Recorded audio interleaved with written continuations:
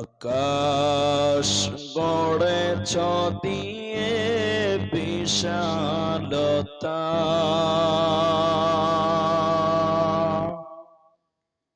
সাগর গড়েছ দিয়ে গহীনতা, দিয়েছ সৃজনে পৃথিবীটা, সাজিয়েছ ফলে ফুলে তরলতা। ও আমার মালিক, তোমার উপমা তুমি একা। ও আমার মালিক, তোমার উপমা তুমি একা।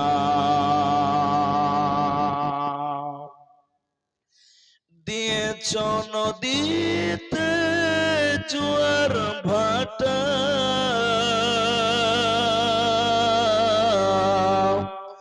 রাতের জোছনায় স্নিগ্ধতা, জলে জনকি মিটি মিটি বলে আল্লাহু আল্লাহ।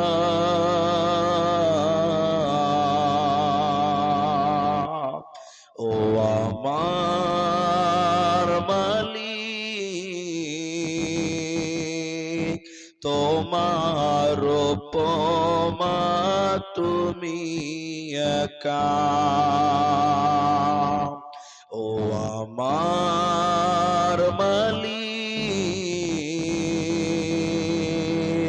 তোমার উপমা তুমি একা। দিয়েছ শুভ্র মেঘ বৃষ্টি ফোঁটা, ফসলের জমিনে উর্বরতা, রহমের ছায়া দিয়ে রেখেছ ঢেকে তুমি আল্লাহু আল্লাহ।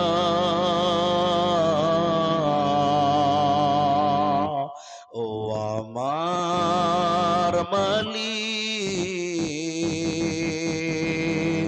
তোমার উপমা তুমি একা। ও আমার মালিক, তোমার উপমা তুমি একা।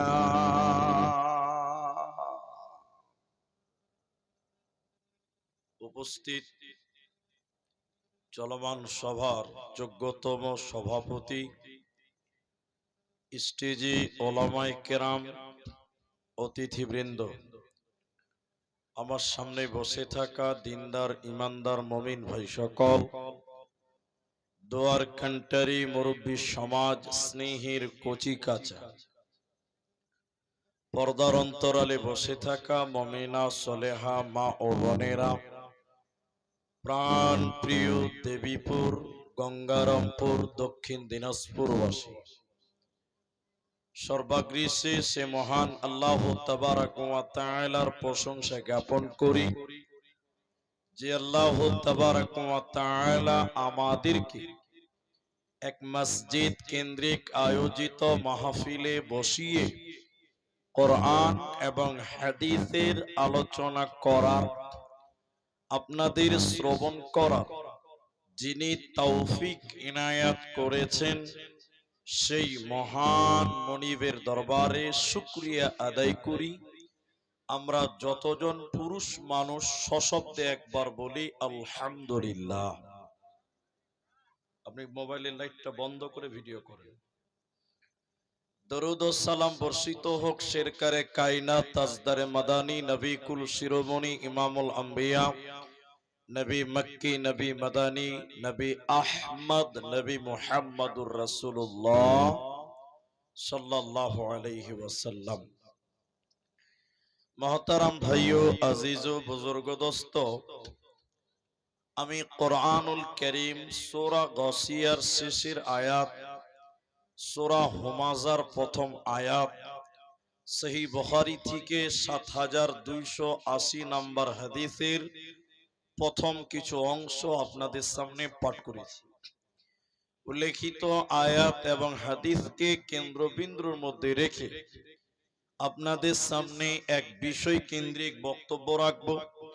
যদি আল্লাহ তৌফিক দেন তো আলাইহি তাওয়াক্কালতু ওয়া ইলাইহি উনীব। আপনারা যারা আমার সামনে বসে আছেন আর ওই তিনটা লোক দাঁড়িয়ে আছে, যারা দাঁড়িয়েছেন আবারও বলছি বসেন। আমি যতক্ষণ থাকবো ততক্ষণ বলবো এইভাবে। আপনারা যারা আমাকে চেনেন সোশ্যাল মিডিয়াতে বা সরাসরি যদি কোথাও দেখে থাকেন, আপনারা জানেন যে আমি লোকদেরকে খানিক বকাই। তাই আমি আপনাদেরকে জিজ্ঞাসা করব কিছু কিছু কথা, যেহেতু আমি বাইরের মানুষ, আপনারা উত্তর দিবেন মুখ খুলে, বলেন ইনশাআল্লাহ, মাশাআল্লাহ। আর দ্বিতীয় নম্বর কথা হলো 10 মিনিট টাইম কি উঠবেন না, উঠবেনই না। 10 মিনিট টাইম যতই ব্যস্ত হন উঠবেন না। 10 মিনিট পর যদি প্রয়োজন হয় উঠবেন, তার আগে উঠবেন না। তবে যদি কেউ সুগার পেশেন্ট থাকেন, পেশাব লাগলে ওকে উঠতে হবে, কারণ পেশাবকে আটকানো যাবে না। যাবে? যাবে না। আমি আপনাদের সামনে এক বিষয় কেন্দ্রিক বক্তব্য রাখবো। বিষয়টা কি 2 মিনিট পর বলছি। এদিকে দেখেন, আজকে পৃথিবীতে মানুষ সফলতার দিকে প্রতিযোগিতা করে, কামিয়াবির জন্য প্রতিযোগিতা করে, প্রাইসের জন্য প্রতিযোগী আয়োজন করা হয়।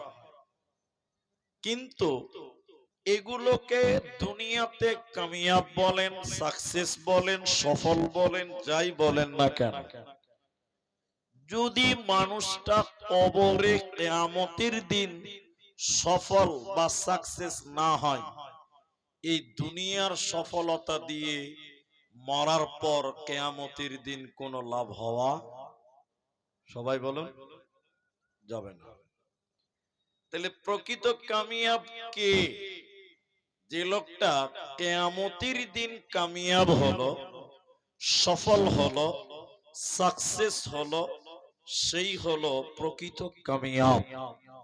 যাকে কিয়ামতের দিন আল্লাহ সুসংবাদ দেবেন, তিনি হলেন প্রকৃত সাকসেস, তিনি হলো প্রকৃত কামিয়াব। তা আল্লাহ তাবারাক ওয়া তাআলা কাদেরকে সুসংবাদ দিবেন কিয়ামতের দিন? কাদেরকে জান্নাতের সুসংবাদ দেবেন? আল্লাহ কোরআনে বলছেন, অবাশশিরিল মুমিনিন, মুমিন তোমাদের জন্য সুসংবাদ, মুমিন তোমাদের জন্য সুসংবাদ। তো কাদের সুসংবাদ, ওদের গুণ কি থাকবে, ওইটাও আল্লাহ কোরআনে একটা একটা একটা একটা করে বলে দিয়েছেন। আমি আপনাদের সামনে আজকের আলোচ্য বিষয় হলো সুসংবাদ প্রাপ্ত লোক কারা, কাদেরকে আল্লাহ সুসংবাদ দেন বা কাদেরকে আল্লাহ সুসংবাদ দেবেন, জান্নাতের সুসংবাদ। তাদের গুণ একটি একটি একটি একটি করে বলবো, যদি আল্লাহ তৌফিক দেন তো আলাইহি তাওয়াক্কালতু ওয়া ইলাইহি উনীব। আল্লাহ কোরআনুল কারীমে কামিয়াবী ব্যক্তিদের অনেক জায়গায় অনেক রকম কথা বলেছেন, কিন্তু আমি সূরা তাওবা সূরা নম্বর 9 আয়াত নম্বর 111 নম্বর আয়াত, এই আয়াতটার উপরেই টোটাল বক্তব্যটা রাখার চেষ্টা করব ইনশাআল্লাহ। আল্লাহ বলেন, যাদের ভিতরে যে মানুষেরা আত্তাইবুন, যারা তওবাকারী হবে। তওবাকারী মানে আল্লাহর কাছে ক্ষমা চাইবেন যারা, ইস্তিগফার করবে যারা, দুনিয়াতে কান্নাকাটি করে আল্লাহর কাছে মাফ চাইবে যারা, আমি আল্লাহ তাদেরকে ক্ষমা করব এবং জান্নাতের সুসংবাদ দিব। বলুন সুবহানাল্লাহ। তাহলে দুনিয়াতে কান্নাকাটি করবেন, আল্লাহর কাছে ইস্তিগফার করবেন, ভুল হওয়াটা অস্বাভাবিক নয়, স্বাভাবিক। কিন্তু ভুল হয়ে যাওয়ার পর আল্লাহর কাছে কান্নাকাটি করতে হবে, তাহলে আপনি হলেন প্রকৃত সাকসেস, আপনি হবেন প্রকৃত কামিয়াব। আল্লাহ কোরআনে বলেন, আত-তাইবুনাল আবিদুন। আল্লাহ তাবারক ওয়া তাআলা বলেন, যার ভিতরে 8খানা গুণ পাওয়া যাবে, যার ভিতরে 8টি গুণ থাকবে, 8খানা গুণ পাওয়া যাবে, ওই লোকটাকে আমি আল্লাহ জান্নাতের সুসংবাদ দেব। ওই লোকটা কিয়ামতের দিন কামিয়াব হবে, আল্লাহর জান্নাতে যাবে। ওই 8টার ভিতরে প্রথম নাম্বার আল্লাহ তাবারক ওয়া তাআলা বলেন, আত-তাইবুন,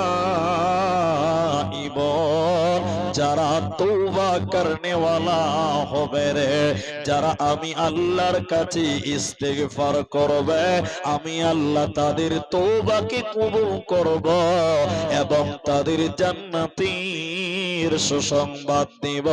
ওদের কোনো চিন্তা রবে না, থাকবে না, থাকবে না।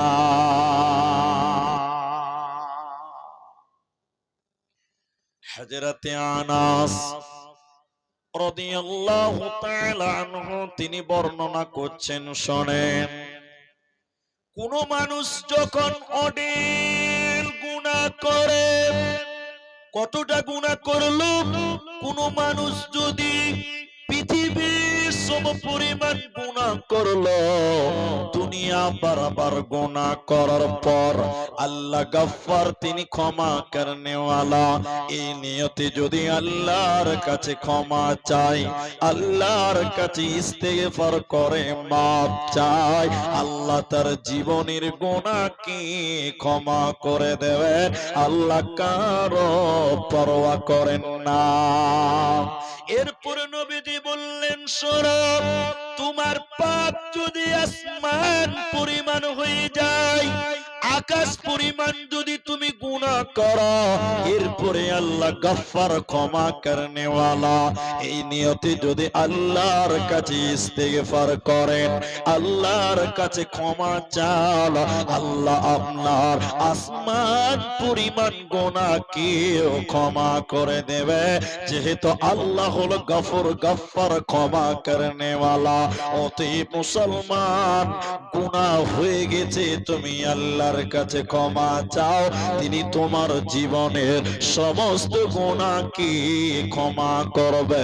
এজন্য আল্লাহ বলেন, যারা তওবাকারী হবে রে, আমি আল্লাহর কাছে ইস্তিগফার করবে, আমি আল্লাহ তাদেরকে জান্নাতের সুসংবাদ দিব। কোনো চিন্তা রবে না, থাকবে না, রবে না।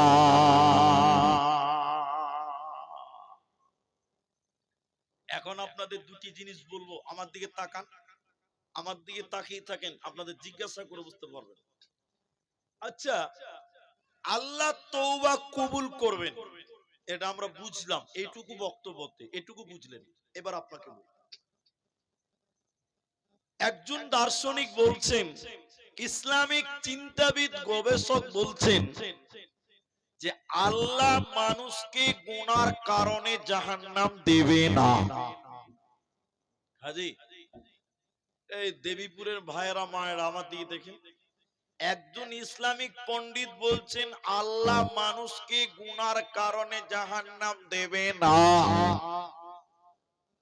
হাজি, গুনাহ করলে যদি জাহান্নাম না দেয় তাহলে নামাজ পড়ে কোনো লাভ আছে? এটি লোক কথা বলে না। গুনাহ করলে যদি আল্লাহ জাহান্নাম না দেয় তো জাহান্নাম দেবে কেন? জাহান্নামটা দেবে কেন? আপনারা একটু মুখ খুলেন, আমার কথা বুঝতে পারছেন কিনা? এটা হ্যাঁ না বলেন, তাহলে আমি শোনাই আপনাকে। এই গ্রামের একটা লোক, এইখানে যারা আছেন মনে করলেন কাউরি নাম সেলিম, যদি কেউ থাকেন মন খারাপ করিয়েন না, মনে করলেন কাউরি নাম সেলিম। সেলিম কিয়ামতের দিন সেলিমকে জাহান্নামের ফেরেশতা ধরে বলছে, এই এই চল জাহান্নাম চ। তো সেলিম বলছে, হ্যাঁ তোর কথাই জাহান্নাম যাব, মজা লাগছে নাকি? যাব না। এটা বুঝাবার জন্য বলছি আগে, এটা হাদিস না। যাব না।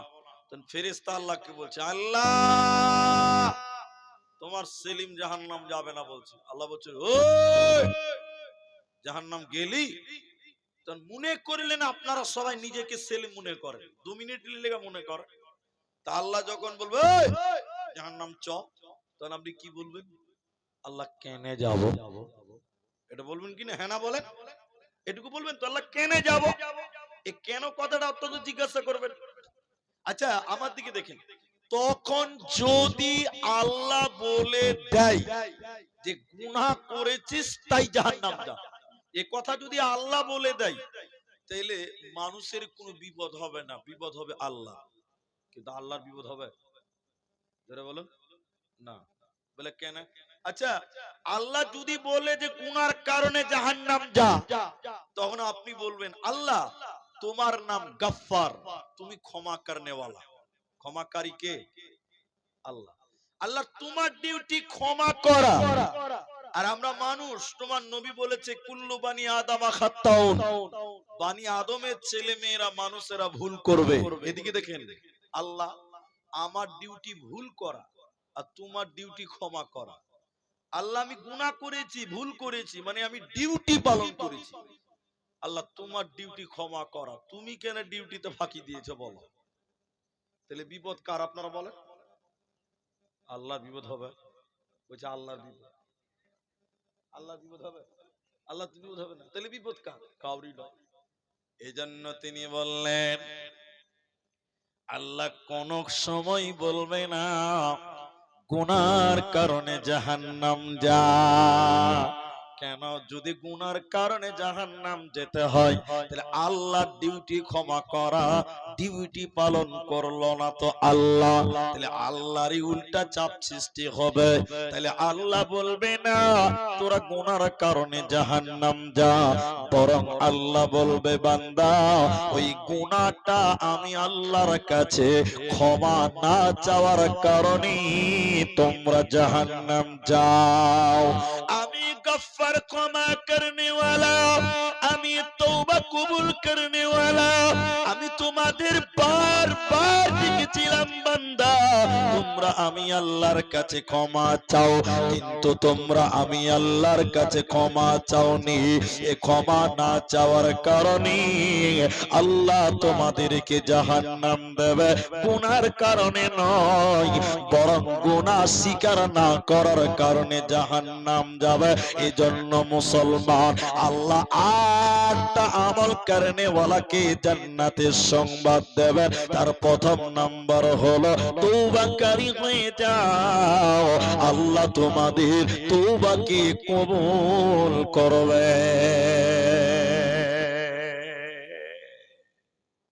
এটা গুরুত্বপূর্ণ হাদিস বলছি, খুব গুরুত্বপূর্ণ। এদিকে দেখেন, রাতের যখন অর্ধেক কিংবা 1/3 অংশ পার হয়ে যায়, একটু মুখ খুলেন। আপনারা দিনাজপুরের মানুষ খুব ভারী, মুখ খুলতে চাই না, একটু মুখ খুলেন। আসমান কটা? একটা। আসমান আপনারা সবাই বলুন, একটু জোরে বলুন কটা? পেছনের লোক তো মুখই খুলে না, তো নিয়ত করে এসেছে যে বলবি তুই বকবি একা, আমরা বকবো না। ওরা নিয়ত করেই বাড়ি দিকে এসেছে। এবার তাকবীর দেন, নারায়ে তাকবীর। পেছনের লোকের ভোল্টেজ পাওয়া যাচ্ছে গো, কোনো ভোল্টেজ কিনতে ভাই নাই, খালি পঞ্চায়েতের ভোট আসতে দেন, সারের মতন লাভ হবে। তখন এখন আল্লাহ ভোল্টেজ আসছে না। এবার জোরে বলুন নারায়ে তাকবীর। আসমান কটা? 7 আসমান। জি, বলে না 7 আসমান কোরআনে আছে। আল্লাহ যে সাবাহ সামাওয়াত, কোরআনে সূরা মুলকে আছে 7টা আসমান। হাদিসটা শুনে, যখন রাতের 1/3 অংশ পার হয়ে যায়, আল্লাহ 1 আসমান 2 আসমান 3 আসমান এরকম পাড়ি দিয়ে আস্তে আস্তে একদম নিচের আসমানে, মানে 7 নাম্বার আসমান, 6 আসমানকে পাড়ি দিয়ে 70 নম্বর আসমানে এসে পৃথিবীর মানুষদেরকে বলতে থাকে, কে আছে গুনাহগার, কে আছে পাপী তাপী গুনাহগার মানুষ, আমি আল্লাহর কাছে তোমরা ক্ষমা চাও। আমি আল্লাহ 7 আসমানকে পাড়ি দিয়ে এসেছি বান্দা, তুমি আমার কাছে ক্ষমা চাও, আমি তোমার তওবাকে কবুল করব। সুবহানাল্লাহ বলবেন না? শুধু তাই নয়, আরো অনেক কথা বলেন। তার একটা, কে আছে অভাবী গরিব, কার কি প্রয়োজন আছে বলো, আমি আল্লাহ 6 আসমানকে পাড়ি দিয়ে এসেছি বান্দা, এখন তোমরা আমার কাছে যা চাইবে আমি আল্লাহ তোমাদের তাই দিব। বলুন সুবহানাল্লাহ। যা চাইবেন তাই আল্লাহ দিবে। আরেকবার বলুন সুবহানাল্লাহ। কিন্তু আল্লাহ রাতের বেলায় ডাকছে আর আপনি ল্যাপের তলে মুখ লুকিয়ে ডাকছেন। 1-2 দিনও 2 রাকাত নামাজ পড়ার টাইম হলো না। 2 রাকাত নামাজ পড়ে কানবেন, আল্লাহ তুমি আমার তওবা কবুল করো, আল্লাহ তুমি আমাকে কবুল করো, আল্লাহ তুমি আমার পাপকে মাফ করো। করবেন, আল্লাহ জান্নাতের সংবাদ দিবেন। আরেকবার বলুন সুবহানাল্লাহ। আমি হানাফি আহলে হাদিস দ্বন্দ্ব লাগাবো না, আমার ওটা কাজই নয়। কোরআন থেকে হাদিস থেকে কথা বলবো, কিন্তু আমি একটা কথা খালি বুঝার জন্য বলছি। যারা বাংলা পড়তে জানেন তারা একটা বই কিনবেন, কিতাব কিনবেন লাইব্রেরি থেকে। আমি বলে দিচ্ছি আপনাকে, কিতাবটার নাম হলো তাওহীদের মূল শিক্ষা। বইটা কিনবেন, পড়বেন, খুব ভালো বই। তো ওই বইয়ে একটা বিষয় খণ্ডন করেছেন, ভালো করে বুঝবেন। আপনারা বুঝতে পারছেন কিনা, যে খণ্ডন করছে ওর পক্ষে নয়, অন্য কোনের বইকে জবাব দিচ্ছে এই বইয়ের ভিতরে। কি উনি একটা বিষয় লিখেছেন, বিষয়টা আগে শুনেলেন, পীরের কাছে মুরিদ হওয়া ফরজ। পীরের কাছে মুরিদ হওয়া, আপনারা কি বলছেন? লয়। উনি লিখছেন পীরের কাছে মুরিদ হওয়া ফরজ। উনি এর পক্ষে নয়, উনি বিপক্ষে জবাব দিচ্ছে। বলে কেন? আচ্ছা আপনারা একটু শিক্ষিত মানুষ, একটু বলুন, কোন কিছুকে ফরজ বলতে গেলে তার পেছনে কোরআন এবং হাদিসের গ্রহণযোগ্য দলিল লাগবে। জি ভাই, হ্যাঁ না বলেন? দলিল ছাড়া কোনো কিছু ফরজ করা যাবে?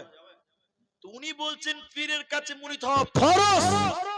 মেন যে বক্তা এই কথাটা লিখেছে প্রথম, তিনি হলেন চরমনাই পীর। বলছি কেন ফরজ? দলিল, ওর কাছেও দলিল আছে। কিসের দলিল জানেন? কুরআন হাদিসের জোরে লয়, ওর চপাত জোরে দলিল। চপাত জোরে, চপাত জোরে দলিল বুঝেন? উনি বলছে কেন ফরজ। এইবার আমার বক্তব্যতে এলাম, আমার দিকে দেখেন। উনি বলছেন কোন মানুষ যদি অঢেল গুনাহ করে, ওই লোকটা যদি আল্লাহর কাছে ক্ষমা চাই, আল্লাহ তুমি ক্ষমা করো, তিনি বলছেন আল্লাহ তাকে ক্ষমা করবে না। বলুন নাউজুবিল্লাহ। তাহলে ক্ষমা হবে কি করে?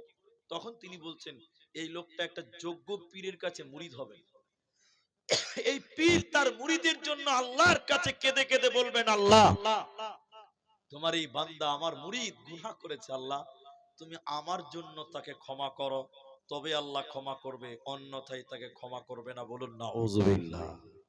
আল্লাহ কোরআনে কি বললেন? তুবু ইলাল্লাহ। আল্লাহ কোরআনে বললেন তুবু ইলাল্লাহ তাওবাতান নাসুহা। খালিস নিয়তে একমাত্র আল্লাহর কাছে তোমরা তওবা করো, ইস্তেগফার করো, আল্লাহ তোমাদের তওবা, আল্লাহ তোমাদের গুনাহকে ক্ষমা করবেন। তাই 8টা গুণ যার ভিতরে আছে ওই মানুষকে আল্লাহ জান্নাতের সুসংবাদ দেবে। ওই 8টার ভিতরে প্রথম নাম্বার আল্লাহ বলেন আত্তাইবুন, তওবাকারী হয়ে যাও, আমি আল্লাহর কাছে ক্ষমা চাও, আমি আল্লাহর কাছে ইস্তিগফার করো, আমি তোমাদের জীবনের গুনাহকে মিটিয়ে দেব, আমি আল্লাহ তোমাদের মাফ করে দেব। আরেকটা হাদিস বলবো, 2 নম্বর জান্নাতের গুণ বলবো, 2 নম্বরটা বলবো। হাদিসটা কি? আপনারা গরুর রাখাল বুঝেন? এখন আছে এলাকাতে গরুর রাখাল? এখন আর নাই, আগে ছিল। তো একটা উটের রাখাল, উট উট হাদিস, আনাস হাদিসের রাবী, একটা মরুভূমিতে উট চড়াচ্ছে একটা রাখাল। 5 দিন 7 দিন চড়বে, রাখাল থাকবে মরুভূমিতে। তো রাখাল খাবার নিয়ে গেছে, ভালো করে বুঝেন। রাখাল উটের পিঠে রাখাল খাবার রেখে দিয়েছে। কোন একটা গাছ পেয়েছে মরুভূমিতে, ওই গাছের তলে বসেছে। মরুভূমিতে তো গাছ পাওয়া যায় না, ওই গাছের তলে বসেছে, উট চড়ছে। চড়তে চড়তে চড়তে চড়তে রাখালটা কোন রকম করে একটু ঘুমিয়ে গেছে। আর যেই ঘুম ভেঙেছে দেখছে ইন্নালিল্লাহ, তার সামনে তার উটও নাই, তার খাবারও নাই। আরে উট গেল তো গেল, মরুভূমিতে ওর যে খাবার উটের পিঠে ওটাও গেল, মানে আমও গেল ছালাও। কথা বুঝতে পারছেন কি? রাখাল বেচারা খুব চিন্তিত, রে মরুভূমিতে কোনো খাবার নাই, পানি নাই, কি করে বাঁচবো। রাখাল খুঁজতে খুঁজতে খুঁজতে খুঁজতে পেরেশান হয়ে গেছে। ও কিন্তু আর উটও পেল না, খাবারও। রাখাল ফের বসেছে কোনো এক জায়গাতে, বসে চিন্তা করতে করতে করতে করতে খানিক ঘুমিয়ে গেছে। ঘুম থেকে যেই জেগেছে দেখছে রাখালের সামনে উটও হাজির, তার খাবারও হাজির। বলুন সুবহানাল্লাহ। আরে উটও হাজির এবং তার খাবারও হাজির। এই দৃশ্যটা দেখে রাখাল এত খুশি, এত খুশি, এত খুশি। রাখাল খুশি হয়ে বলছে আনা রব্বি আনতা আব্দুক, আয় আল্লাহ আমি তোমার আল্লাহ, আল্লাহ তুই আমার গোলাম। কথা মনে হয় বুঝতে পারেন কি বলছে? আল্লাহ তুই আমার গোলাম, আমি তোর আল্লাহ। কথাটা উল্টিয়ে গেছে। মুহাদ্দিসগণ কলম ধরেছে হাদিসের নিচে, মুহাদ্দিসগণ কলম ধরে ব্যাখ্যা করেছেন লোকটার কোনো গুনাহ হবে না। কেন কেন কেন? বলে রাখাল তার হারিয়ে যাওয়া জিনিস পেয়ে এত খুশি, এত খুশি। সোজা কথা উল্টা হয়ে গেছে। এ রাখাল হারিয়ে যাওয়া জিনিস পেয়ে যত খুশি হয়, যখন আল্লাহর কোন বান্দা আল্লাহর পথ থেকে ফিরে যায়, গুনার পথে চলে যায়, আল্লাহ ওইভাবে অপেক্ষা করেন কখন আমার বান্দা আমার কাছে ক্ষমা চাইবে। বান্দা যখন বলে রব্বানা যালামনা আনফুসানা ওয়া ইল্লাম তাগফির লানা ওয়া তারহামনা লানাকুনান্না মিনাল খাসিরিন, এই বান্দা এই গোলামের চাইতে আমার আল্লাহ অনেক অনেক গুণে বেশি খুশি হয়। অতএব মুসলমান তুমি আল্লাহর কাছে ইস্তেগফার করো, আল্লাহর কাছে তওবা করো। তাই আমার আল্লাহ কোরআনে বলেন আত্তাইবুন,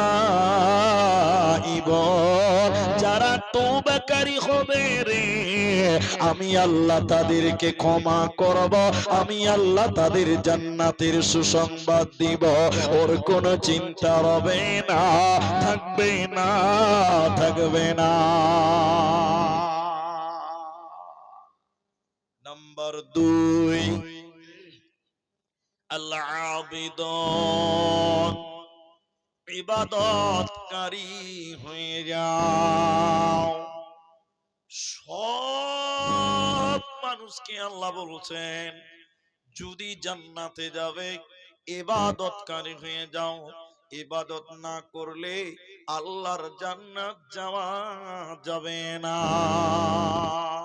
কিন্তু এখন আমার দিকে 2-3 মিনিট তাকিয়ে থাকেন, তাকালেও লাভ আছে। দেখেন একটা মুমিনের পায়ের নখ থেকে মাথার চুল পর্যন্ত টোটাল জিন্দেগিতে ইবাদত। সুবহানাল্লাহ বলবেন না? আপনারা বুঝতে পারলেন না তো, আমি আপনাকে বুঝাচ্ছি। আপনি ঘুমাবেন, এই আপনি ঘুমাবেন, ঘুমানোটাও ইবাদত। ইবাদত না? এরা কথাই বলে না ইবাদত না? এটা হ্যাঁ বলেন দেখেন। দোয়া পড়েন, দোয়া পড়ে বিছানায় যাবেন, নাস ফালাক ইখলাস সূরাগুলো পড়বেন, ঘুমের আগে সূরা মুলক পড়বেন, দোয়া পড়ে আপনি ডান কাতে ঘুমাবেন, আপনি ঘুমিয়ে থাকবেন, ফেরেশতারা আপনার আমলনামায় নেকি লিখবে। বলুন সুবহানাল্লাহ। এখন এই এই এই ঝন্টু মার্কা লোক যারা আছেন কিচ্ছু বুঝেন না, খালি এদিক ওদিক দেখছেন, আমার দিকে দেখেন, এদিকে দেখেন, এদিকে দেখেন। ঘুমাতে যাচ্ছেন, দোয়া আছে, এই যুবক দোয়া আছে দেখেন, কানে হেডফোন ভরে দিয়েছে, গান চলছে, করতে করতে কখন ঘুমিয়ে গেছে, শয়তান ড্যান্স করছে। দেখতে মানুষ, আমি বললাম না ঝুন্টু মার্কা লোক, দেখতে মানুষ কিন্তু মানুষ নয়, শয়তান। বিছানায় যাচ্ছে, দোয়া নেই, কানে হেডফোন ভরে দিয়েছে, আর ল্যাংটা মেয়েকে দেখতে দেখতে দেখতে দেখতে মোবাইল বাজছে, কখনো নাক ডাকতে শুরু করে দিয়েছে। এরকম লোক নাই আপনার দিকে? ইবাদত হবে? আপনি পেশাবখানায় যাবেন, এই পায়খানা, ওইখানে যাবেন, ওইটাও ইবাদত হবে। বলুন সুবহানাল্লাহ। দোয়া পড়বেন, প্রথমে বাঁ পা দিবেন, দোয়া পড়ে ডান কাত দিয়ে বাড়াবেন, দোয়া পড়ে বার হবেন। আপনি পায়খানায় যাবেন, নেকি লিখবে কে? নেকি দিবে কে? সবাই একবার বলুন, নেকি দিবে কে? আল্লাহ। আপনি ভাত খাবেন, এদিকে দেখেন, ভাত খাবেন, নেকি হবে? হবে না? এরা কথা হবে না? বিসমিল্লাহ বলে ভাত খান। ভুলে গেছেন না, বলো হো আখির হো, দোয়া পড়েন। নিজের বাড়িতে খাচ্ছেন আলাদা দোয়া, পরের বাড়ি খাবেন আলাদা দোয়া। খাওয়া হয়ে গেছে, বলুন আলহামদুলিল্লাহ। আচ্ছা এখন আছে, ভাত খেতে বসেছে, না ডান দিকে না বাঁ দিকে না বিসমিল্লাহ না আলহামদুলিল্লাহ, খাওয়া দাওয়া হয়ে গেছে, চতুর্দিকে ভাত ছিড়িয়েছে, খাওয়া দাওয়ার পরে দোয়া শুনবেন। ও, এটা হলো দোয়া। এটা হলো কি? দোয়া। নেকি হবে? ওই যে পশু খাচ্ছে, ডান দিকে বাঁ দিকে চতুর্দিকে ছড়িয়ে ছিটে আছে না, একটা মুসলমান মুমিনের টোটাল জিন্দেগিটাই হবে ইবাদত, ইবাদত, ইবাদত। আল্লাহ কোরআনে বলছেন, আল্লাহ আবিদুন, তোমরা ইবাদতকারী হয়ে যাও। প্রত্যেকজন মানুষ নিজে নিজে ইবাদতে অগ্রসর হও, ইবাদতে প্রতিযোগিতা করো। আল্লাহ বলেন, আল্লাহ আবিদুন, ইবাদতকারী হয়ে যাও, ইবাদত করনে वाला হয়ে যাও, তাহলে আল্লাহ তোমাদের ইবাদতকে কবুল করবেন, আর আল্লাহ তোমাদের জান্নাতের সুসংবাদ দিবে।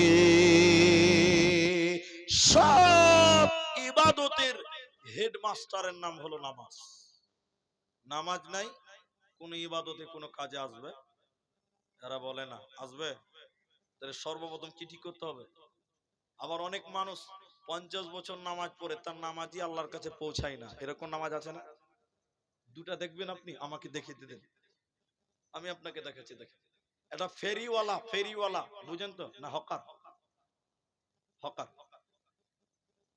কোথায় কার বাড়ি আমি জানি না, ফেরিওয়ালা হকারি করে, আসরের নামাজ পার হয়ে গেছে, আমারও নামাজ ছুটেছে, রাস্তাঘাটে আছি মানে কি, তো আমি নামাজ চালু করেছি, ইমাম সামনে, দ্বিতীয় জামাত চলছে, সামনে ইমাম আছে, 4-5 জন আমরা পেছনে আছি, তো আমার পাঁচজনে এক ফেরিওয়ালা সাইকেল দাঁড় করি, উএসে উজু করে নামাজ চালু করেছে। আর আগেকার জামানায় 1100 মডেলের নোকিয়া মোবাইলের কথা মনে আছে আপনাদের? নামাজ পড়ছি সব জামাতে, ফেরিওয়ালা আমার পাঞ্জরি আছে, রুকু থেকে উঠছে, সামি আল্লাহু লিমান হামিদা, টুং টুং করে ফোন বেজে গেছে, তো ফেরিওয়ালা পকেট থেকে মোবাইল বার করে রিসিভ করে বলছে, হাগো নামাজটা পড়তে দাও। নামাজ হবে? এ বাবু, বাপা নামাজ হবে গো? না, ফোন ধরে, হাগো নামাজটা পড়তে দাও। মাথার উপরে যাবে না, মাথার উপরে যাবে না। তাফসীরে মুনির খুলেন, তিন প্রকার লোকের কথা বলা হয়েছে যাদের নামাজ তার মাথার উপরে পৌঁছায় না। তার মধ্যে এক, নামাজ আল্লাহর সন্তুষ্টির জন্য যদি না পড়ে, নামাজ মাথার উপরে যাবে না, বরং এটা হবে শিরক, এটা বড় পাপ, এটা বড় পাপ, এটা বড় পাপ। তিনটি কথা বলা হয়েছে। আপনাকে কি শোনাবো? এগুলো কথা বলতে গেলে মনে করুন বাড়তি কথা। আমার ম্যাডাম গেছে নামাজ পড়তে, আমাদের স্ত্রী মেয়েরা নামাজ পড়ে মসজিদে রমজান মাসে। আপনাদেরকে রমজানের তারাবি মেয়েরা মসজিদে পড়ে? মাশাআল্লাহ, আলহামদুলিল্লাহ। তো আমাদের বাড়ির সামনে ওয়াক্তে মসজিদ, আমার স্ত্রীকে নিয়ে যাচ্ছি নামাজ পড়তে। আমি তো ইমাম নই, এশারের নামাজ চালু হয়েছে। তারাবির আগে কোন নামাজ? নামাজই পড়ে না, জানবে কি করে? তারাবির আগে কি নামাজ থাকে? এশারের নামাজ। নামাজ চালু হয়ে গেছে, তো আমার স্ত্রী মেয়েদের দিয়ে গেছে, আমি ছেলেদের দিয়ে গেছি। আমার স্ত্রী ওটা আমাকে বলছিল আর কি, আমি একদম আমার স্ত্রীর শোনা কথাটা বলছি। তো গিয়েছে, তো আগে পায়ে পা লাগাতে হবে। সব নামাজ পড়ছে, সবাই নামাজ পড়ছে। তা আগে কি করতে হবে? পায়ে পা লাগিয়ে নিয়ত বাঁধতে হবে। তা আমার স্ত্রী মেয়েটার পায়ে পা লাগাচ্ছে এরকম করে, তো মেয়েটা পা টেনে নিচ্ছে। ও কিন্তু নামাজ পড়ছে, আমার স্ত্রী নামাজ দাঁড়ায়নি। আমার স্ত্রী মুলবির বহু, মানে বুঝতে পারছেন ওর ফতোয়ার অভাব আছে। ও আবার পা লাগিয়েছে, মেয়েটা আবার টেনেছে, আবার পা লাগিয়েছে, 3 বার হয়েছে।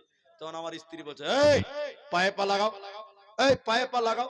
ওই মেয়েটার কোন নিয়ত বেনে বলছে, আমি নামাজে পায়ে পা লাগাই না। বলেছে সূরা ফাতিহা পড়ছে, নামাজ হবে? এরা কথা বলে নামাজে, যদি এইভাবে বাংলা কথা বলে নামাজ হবে? এর নামাজ মাথার উপরে যাবে। কি নামাজ জানি না, এসেছে কেন? আরে রমজান মাস যদি নামাজ না পড়ি, পাড়ার মেয়েরা তো দুর্নাম করে গোষ্ঠী উদ্ধার করে দিবে। ওই ভয়ে লোক দেখাবার জন্য নামাজ পড়ছে।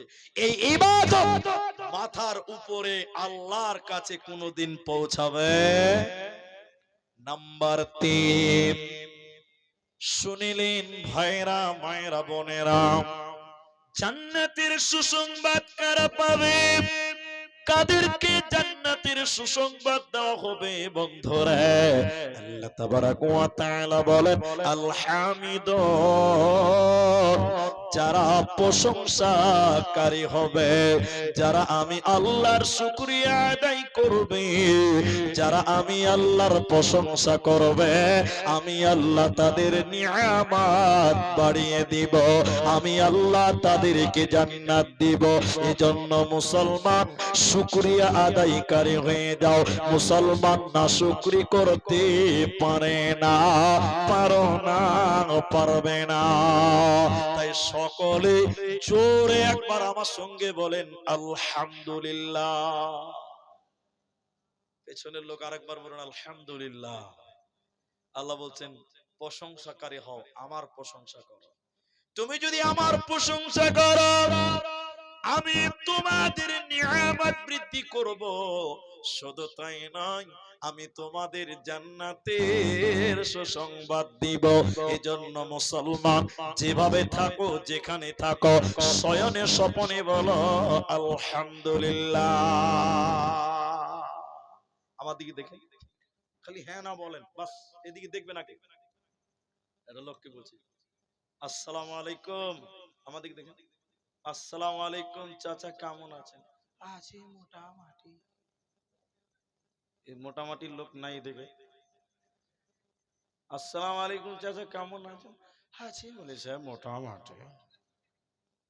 মোটামুটির লোক এলাকাতে খুবই পাওয়া যায়, কিন্তু কি বলতে হবে? মাশাআল্লাহ। কি বলতে হবে? যেমনই থাকো তুমি বলবে, মুখে ফেটে বের হতে হবে, বলবেন আলহামদুলিল্লাহ।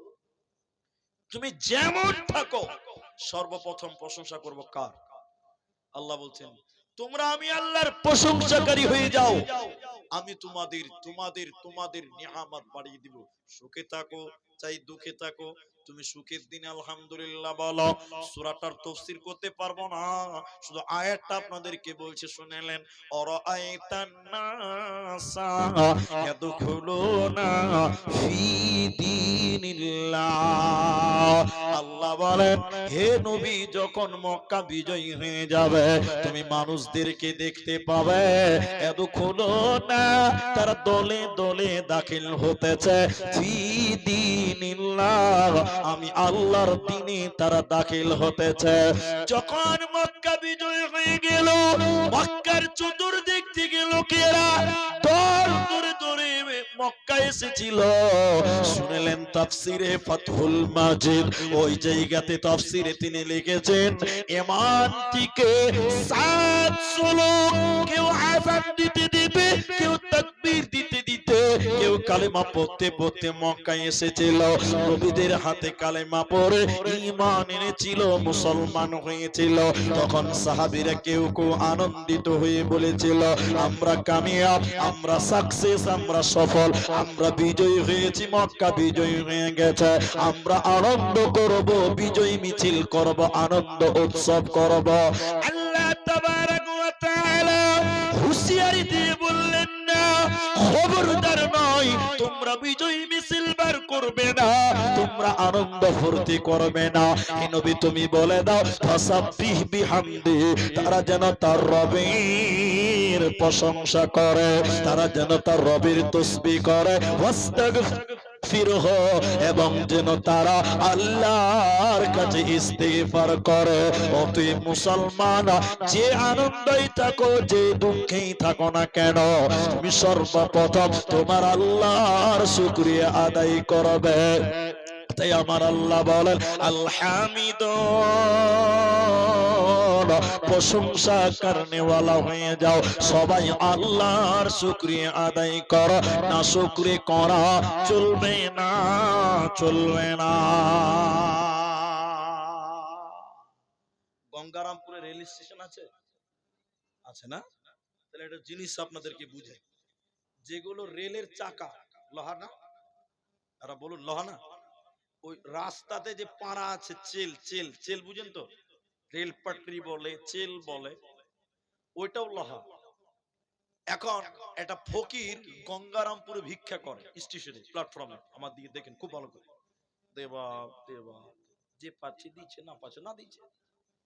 এই ফকিরটার কোনো বাড়ি ঘর নেই। রাতের বেলায় দেখবেন অচল রেল লাইন থাকে অনেক, যেগুলোতে রেল চলে না। আপনারা বুঝতে পারছেন কিনা, হ্যাঁ না বলেন দেখি। অচল লাইন যেগুলোতে ট্রেন চলে না, এই ফকির অচল ট্রেন লাইনে মাথা দিয়ে আছে, ভালো করে দেখেন। রাতের বেলায় মাথা দিয়ে দিয়ে কাঁদছে, কাঁদছে, কাঁদছে, কেঁদে কেঁদে কেঁদে কেঁদে কেঁদে কেঁদে আল্লাহকে বলছে। কি বলছে? আমি একটা কথা মাঝখানে বলি ভাই, আমি তো আদায় করব, এটা আদায়ের যেহেতু জালসা, তো মাঝে মাঝে এদিক থেকে একটা গুজুর গুজুর, ওদিকে একটা গুজুর গুজুর করলে মানসিকতা ভেঙে যায়। তো একটা লোক স্ক্যানার নিয়ে বসেই থাকেন ভাই, আজকাল ফকিরেরা স্ক্যানার নিয়ে বাড়াচ্ছে, তো জালসা রে ভাই। জি স্যার, যারা ভিক্ষা করছে ওরা স্ক্যানার নিয়ে বাড়াচ্ছে, এ তো জালসা। তো আপনারা ডিস্টার্ব হচ্ছে আমাকে। তো ফকির অচল রেল লাইনে রাতে মাথা দিয়ে শুয়ে শুয়ে কাঁদছে, যেগুলো তো রেল চলে না। কি বলছে জানেন?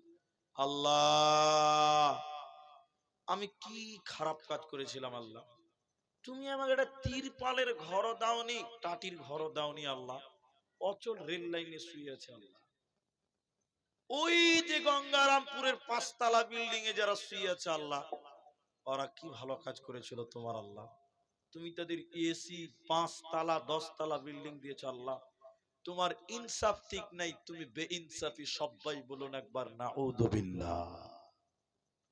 বেচারা ফকির আল্লাহর বিরুদ্ধে বলতে বলতে বলতে বলতে অচল রেল লাইনে শুয়ে গেছে, যাতে ট্রেন চলে না। রাত 3টা বেজে গেছে, এমন ভূমিকম্প শুরু হয়েছে, ফকির এরকম এরকম ড্যান্স করছে, ড্যান্স করছে। ফকির মনে মনে ভাবছে, অচল লাইনে ট্রেন চলে নাকি রে বাহ। তাড়াতাড়ি উঠেছে, উঠে দেখছে কোন ট্রেন ঢুকে নাই, ভূমিকম্প হচ্ছে। ভূমিকম্প হচ্ছে তো হচ্ছে, ওই যে 5 তলার 10 তলা বিল্ডিং ভূমিকম্পর কারণে ভুজভুজ করে মাটির তলে ঢুকে যাচ্ছে। ফকির সঙ্গে সঙ্গে রেল লাইনে আল্লাহকে সাজদা দিয়ে বলেছিল, আল্লাহ তুমি আমাকে রেল লাইনে রেখেছো, তোমার হাজার শুকরিয়া। আজকে যদি 5 তলায় থাকতাম, বিনা জানাজা বিনা গোসলে দাফন হতো, আমার লাশও কেউ পেত না। তাই মুসলমান, 5 তলায় থাকো চাই 5 তলায় থাকো, যেখানেই থাকো না কেন, শয়নে স্বপনে তুমি বলবে, সবাই বলুন আলহামদুলিল্লাহ। এটা আরেকটা কথা ডক্টর জাকির নায়েক বলছিলেন, আমরাও পড়েছি উর্দুতে, একটা লোক স্যান্ডেলের অভাব, জুতার অভাব, গরিব মানুষ, স্যান্ডেল নাই, রাস্তা দিয়ে হাঁটছে আর কাঁদছে যে আল্লাহ তুমি কত নাফরমান, তুমি আমাকে একটা স্যান্ডেলের ব্যবস্থা করছো না। কথা বুঝেন, আল্লাহর বিরুদ্ধে কথা বলছে, আল্লাহ তুমি কত কঠোর, তুমি কত নাফরমান, তুমি কত অকৃতজ্ঞ, তুমি আমার উপরে দয়া করছো না। আমার পায়ে স্যান্ডেল নাই, রাস্তায় হাঁটতে কত কষ্ট হচ্ছে। লোকটা হাঁটতে হাঁটতে সামনে দেখলো একটা মানুষের দুটি পা নাই, গোড়াগুড়ি পারতে পারতে হামাগুড়ি দিতে দিতে আগিয়ে যায়।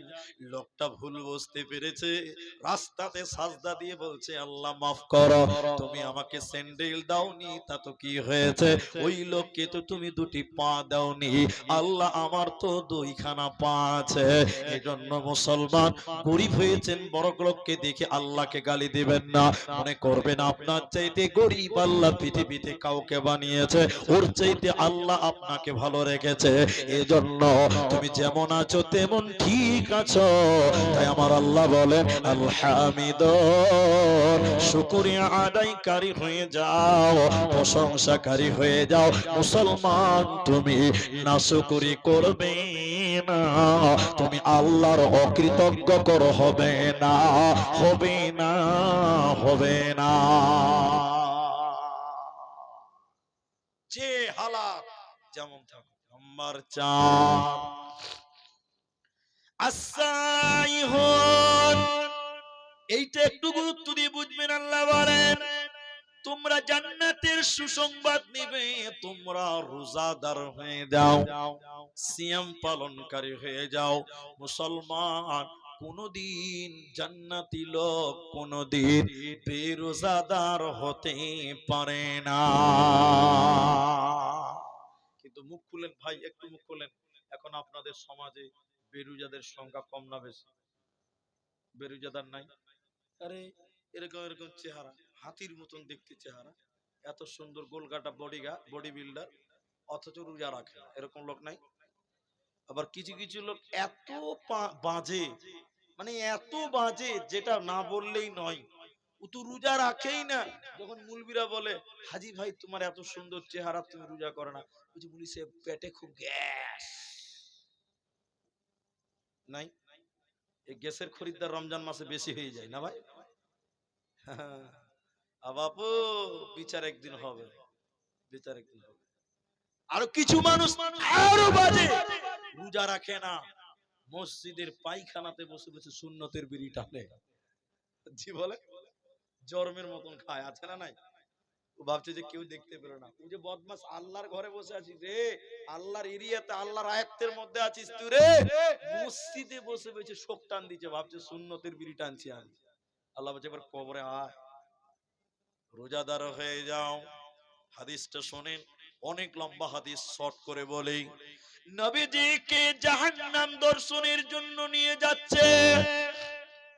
নবীজি বলেন, আমি যখন জাহান্নামের গেটে দাঁড় হলাম, জাহান্নামের ভিতরে দেখতে পেলাম একজন মানুষের পা গুলো আকাশের দিকে বাঁধা, তার পা গুলো আকাশের দিকে বেঁধে লটকিয়ে রাখানো হয়েছে।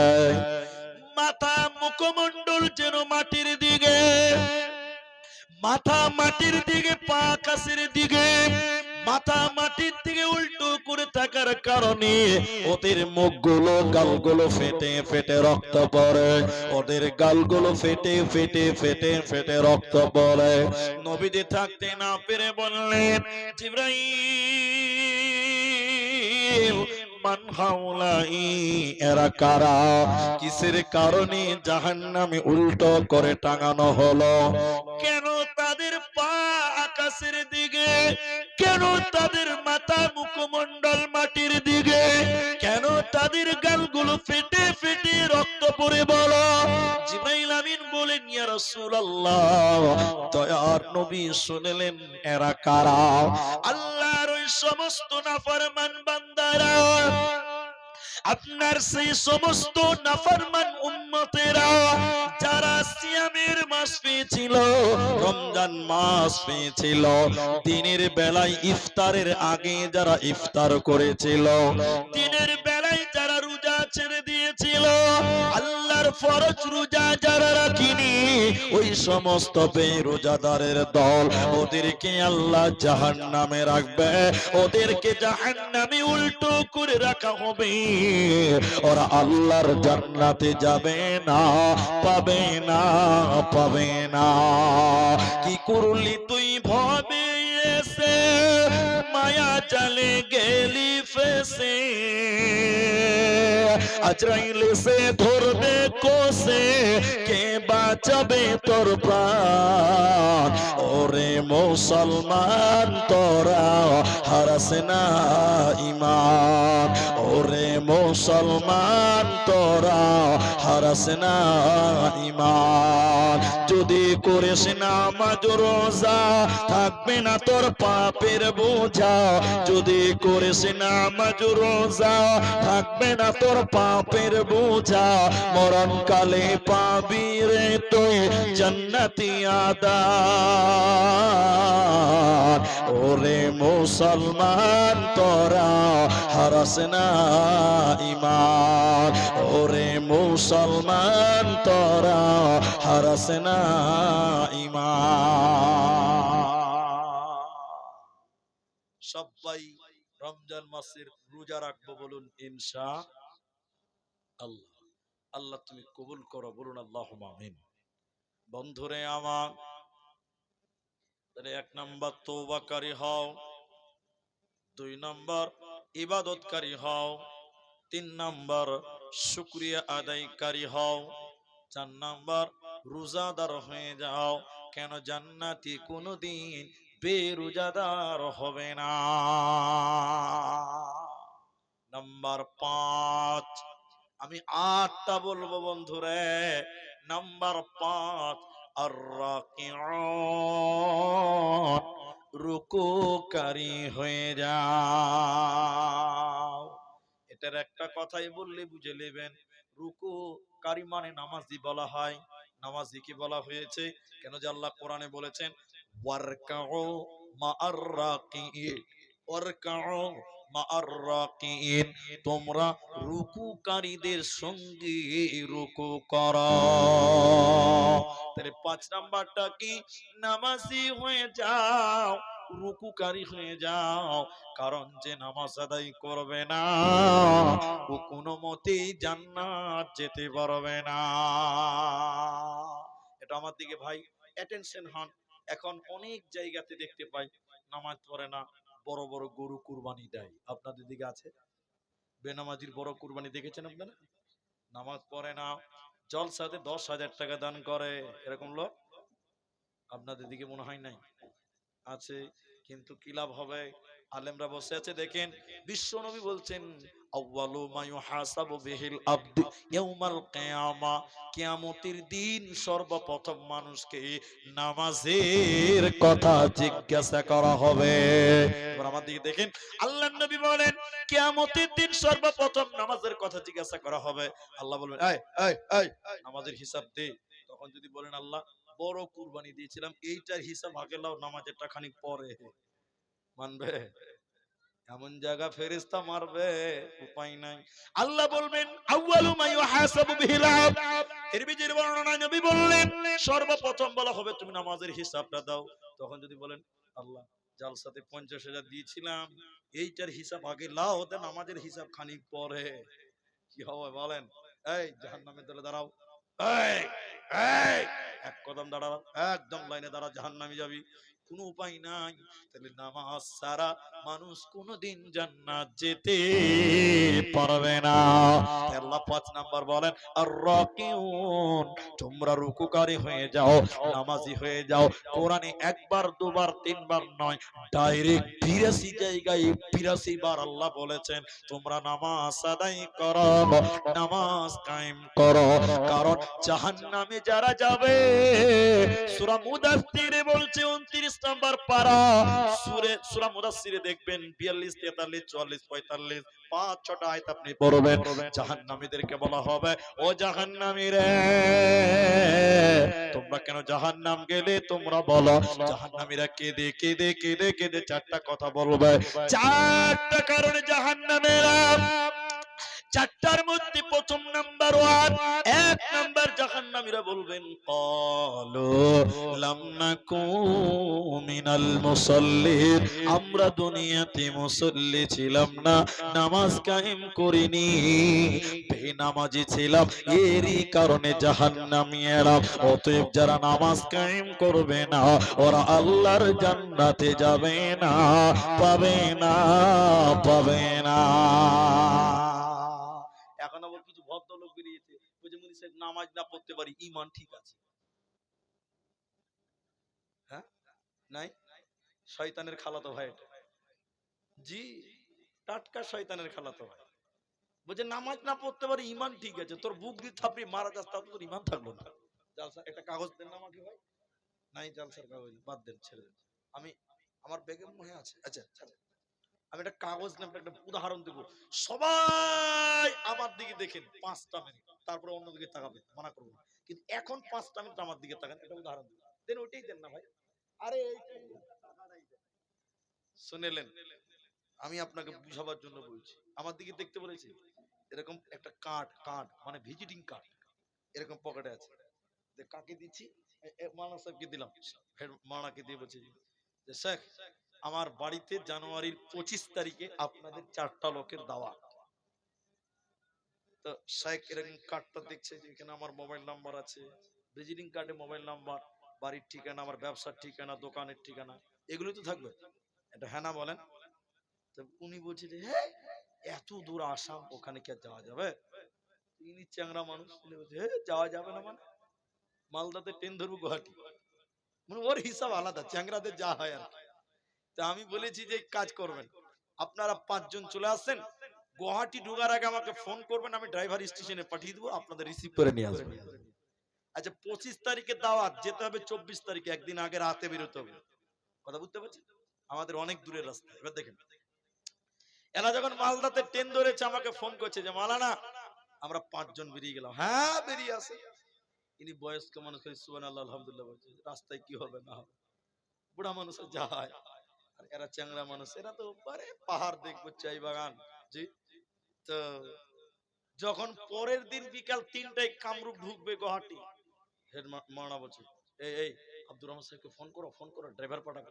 দেখেন আমাদের ফোন নাম্বার ডায়াল করে আমার কানে যখন মোবাইলটা ধরেছে, মোবাইল বলছে যে আপনার ডায়াল করা নাম্বারটি সুইচ অফ আছে। কেমন লাগবে? এমনিতেই ভয় খাচ্ছিল, ফের বলছে সুইচ অফ আছে। কি অবস্থাটা হবে যে বাবা ফাঁকি টাকি দিল না, তো আবার মনে হবে কি হবে না, বলেন হবে কি হবে না? ও আবার চ্যাংড়া মানুষ, ও বলছে হ্যাঁ কোনো কারণে মোবাইলটা বন্ধ হতেই পারে, ওর মিজাজ আলাদা। বুঝতে পারছেন কিনা? বলছে যে চলেন স্টেশনে কার্ডটা দেখাবো, ট্যাক্সিওয়ালাদের বক্তা ফেমাস, সবাই চিনে, ওকে বাড়ি পৌঁছে দিই, বুঝাবার জন্য বলছি ভাই।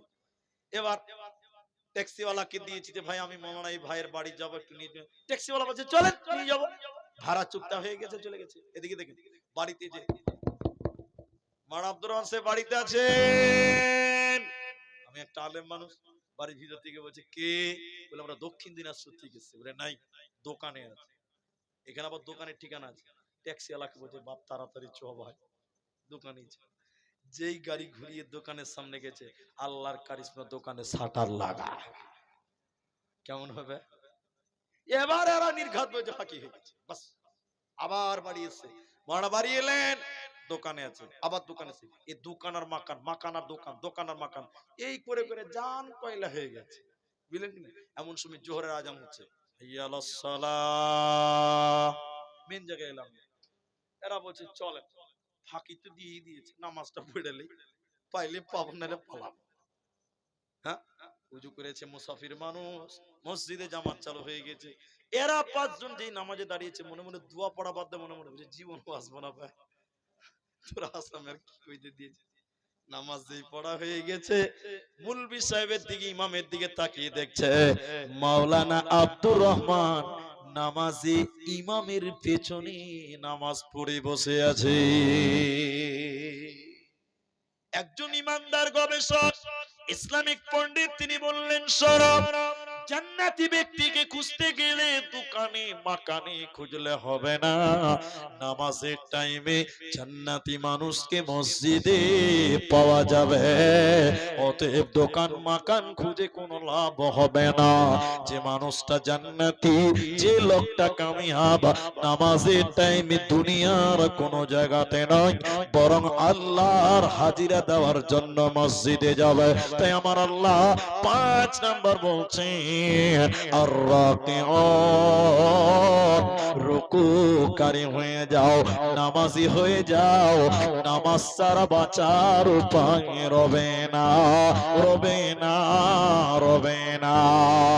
হে ভাবক ভেবে দেখো, বসে নিরালায় গজব কেন রে দুনিয়ায়, শান্তি কেন নাই রে দুনিয়ায়।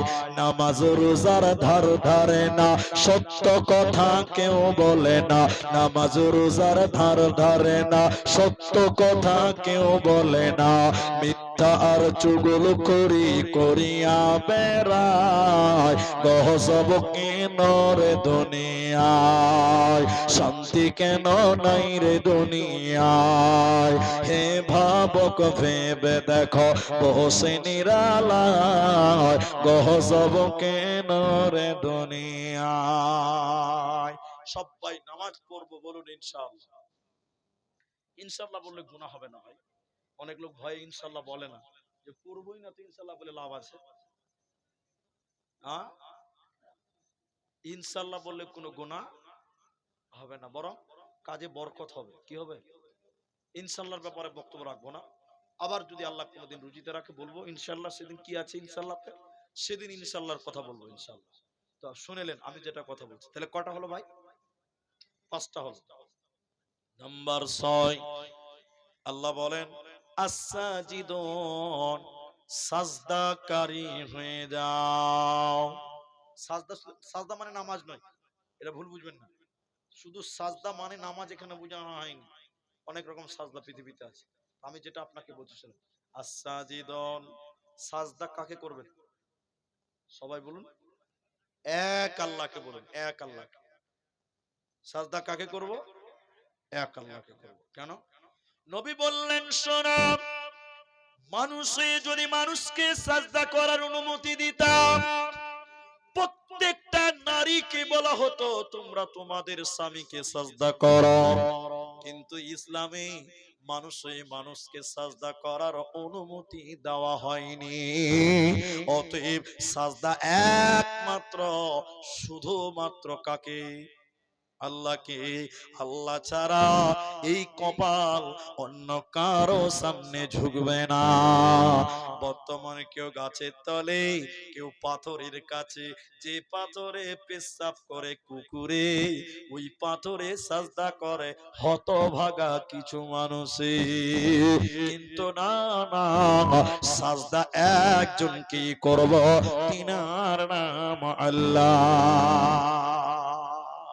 এখন অনেকে শ্বশুরের পা ধরে সালাম করছে, অনেকে আছে না?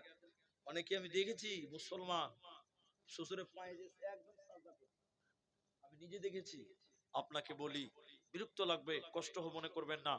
আপনাদের দিকে কেউ ওই কবরে যে সাজদা করে এরকম লোক আছে? মাজারে সাজদা করে কোন লোক আছে? নাই। তাহলে আমি আপনাকে দুটি জিনিস বলছি, একটু আমার দিকে তাকান।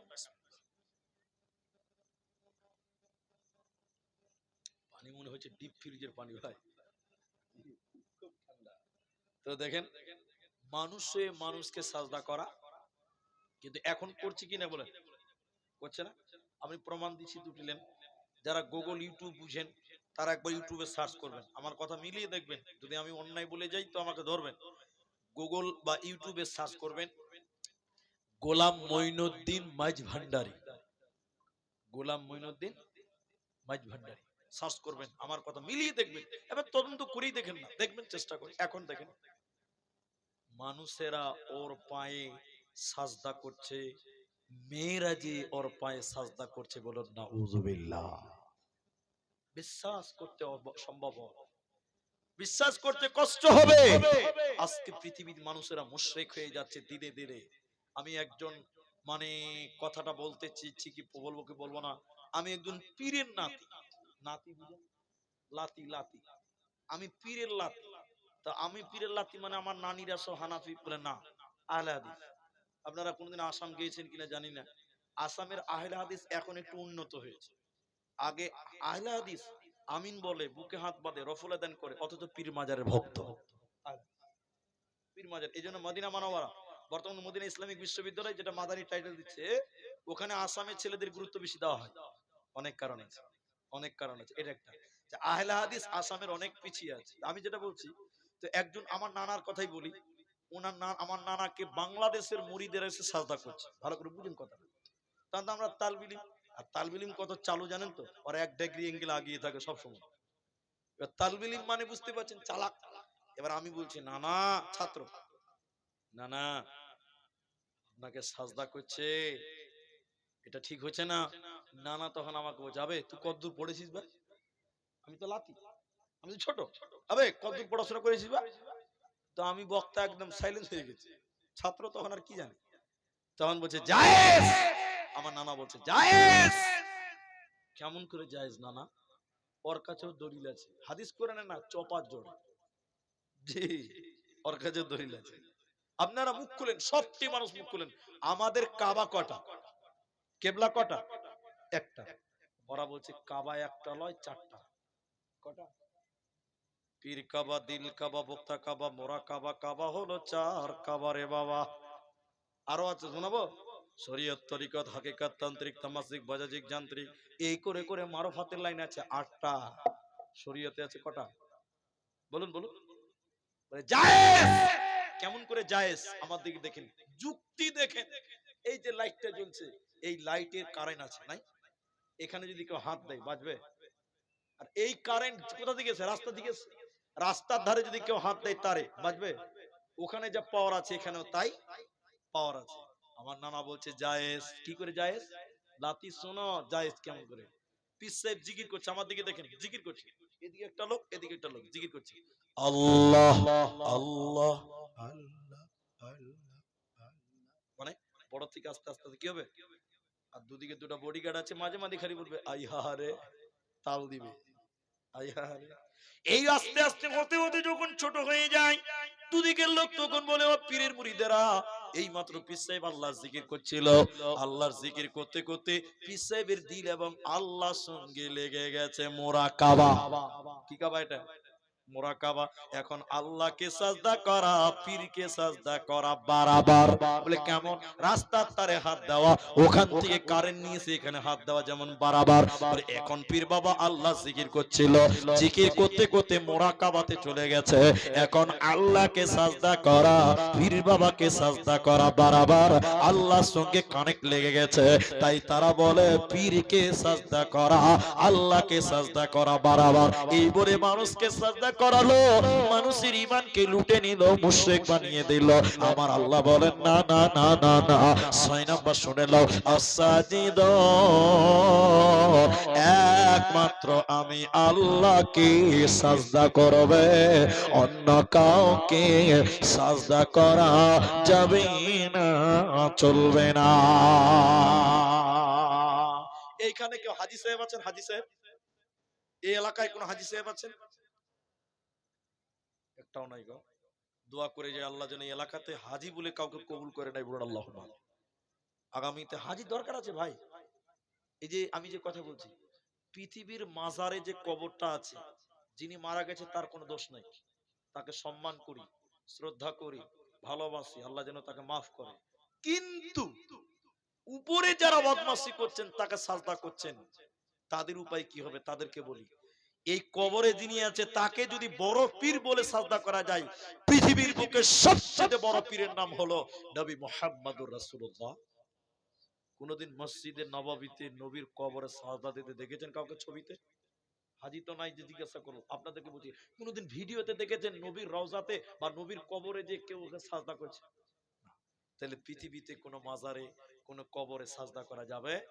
অনুমতি দিলে বিশ্ব নবীর কবরে সাজদা করার অনুমতি দেওয়া হতো, ঠিক কিনা? হ্যাঁ না বল?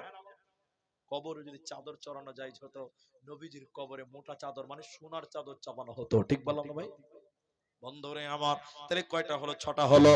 7 নাম্বার, এটা সবার দরকার আছে, শুনিলেন আল্লাহ তাবারক ওয়া তাআলা বলেন, আল আমিরুনা বিল মারুফি ওয়ান নাহুনা আনিল মুনকার। সৎ কাজের আদেশ করবে, অসৎ কাজের নিষেধ করবে, ভালো কাজের আদেশ করবে, মন্দ কাজের নিষেধ করবে। এই গুণ যার ভিতরে থাকবে রে, আমি আল্লাহ তাদেরকে জান্নাতের সুসংবাদ দিব, ওর কোনো চিন্তা রবে না। আমার দিকে দেখেন ভাই, কোরআন থেকে দুটি কথা বলবো আপনাদেরকে। কালকে বক্তব্য রেখেছিলাম কাটিহার বিহার, হাসানগঞ্জ। যারা আমাকে ফেসবুকে দেখেন তারা জানেন, এখানে অনেকে আমাকে দেখে আসার সময় কমেন্ট হলো, অনেকের সঙ্গে কথা হলো, ফেসবুক লাইভে ছিলাম, কথা হলো। তো আমার ফেসবুকে যারা দেখেন, কালকে আমি দাওয়াতের গুরুত্ব নিয়ে বক্তব্য রেখেছি, দেখেছেন আমাকে। তো আমি আজকে দাওয়াতের ব্যাপারে দুটি কথা শুধু বলবো। কোন এলাকাতে যদি কোনো খারাপ কাজ হয়, জানাশোনা মানুষেরা যদি প্রতিরোধ না করে, গোটা এলাকাতে আল্লাহ শাস্তি নাজিল করবে। কি নাজিল করবে? শাস্তি নাজিল করবে।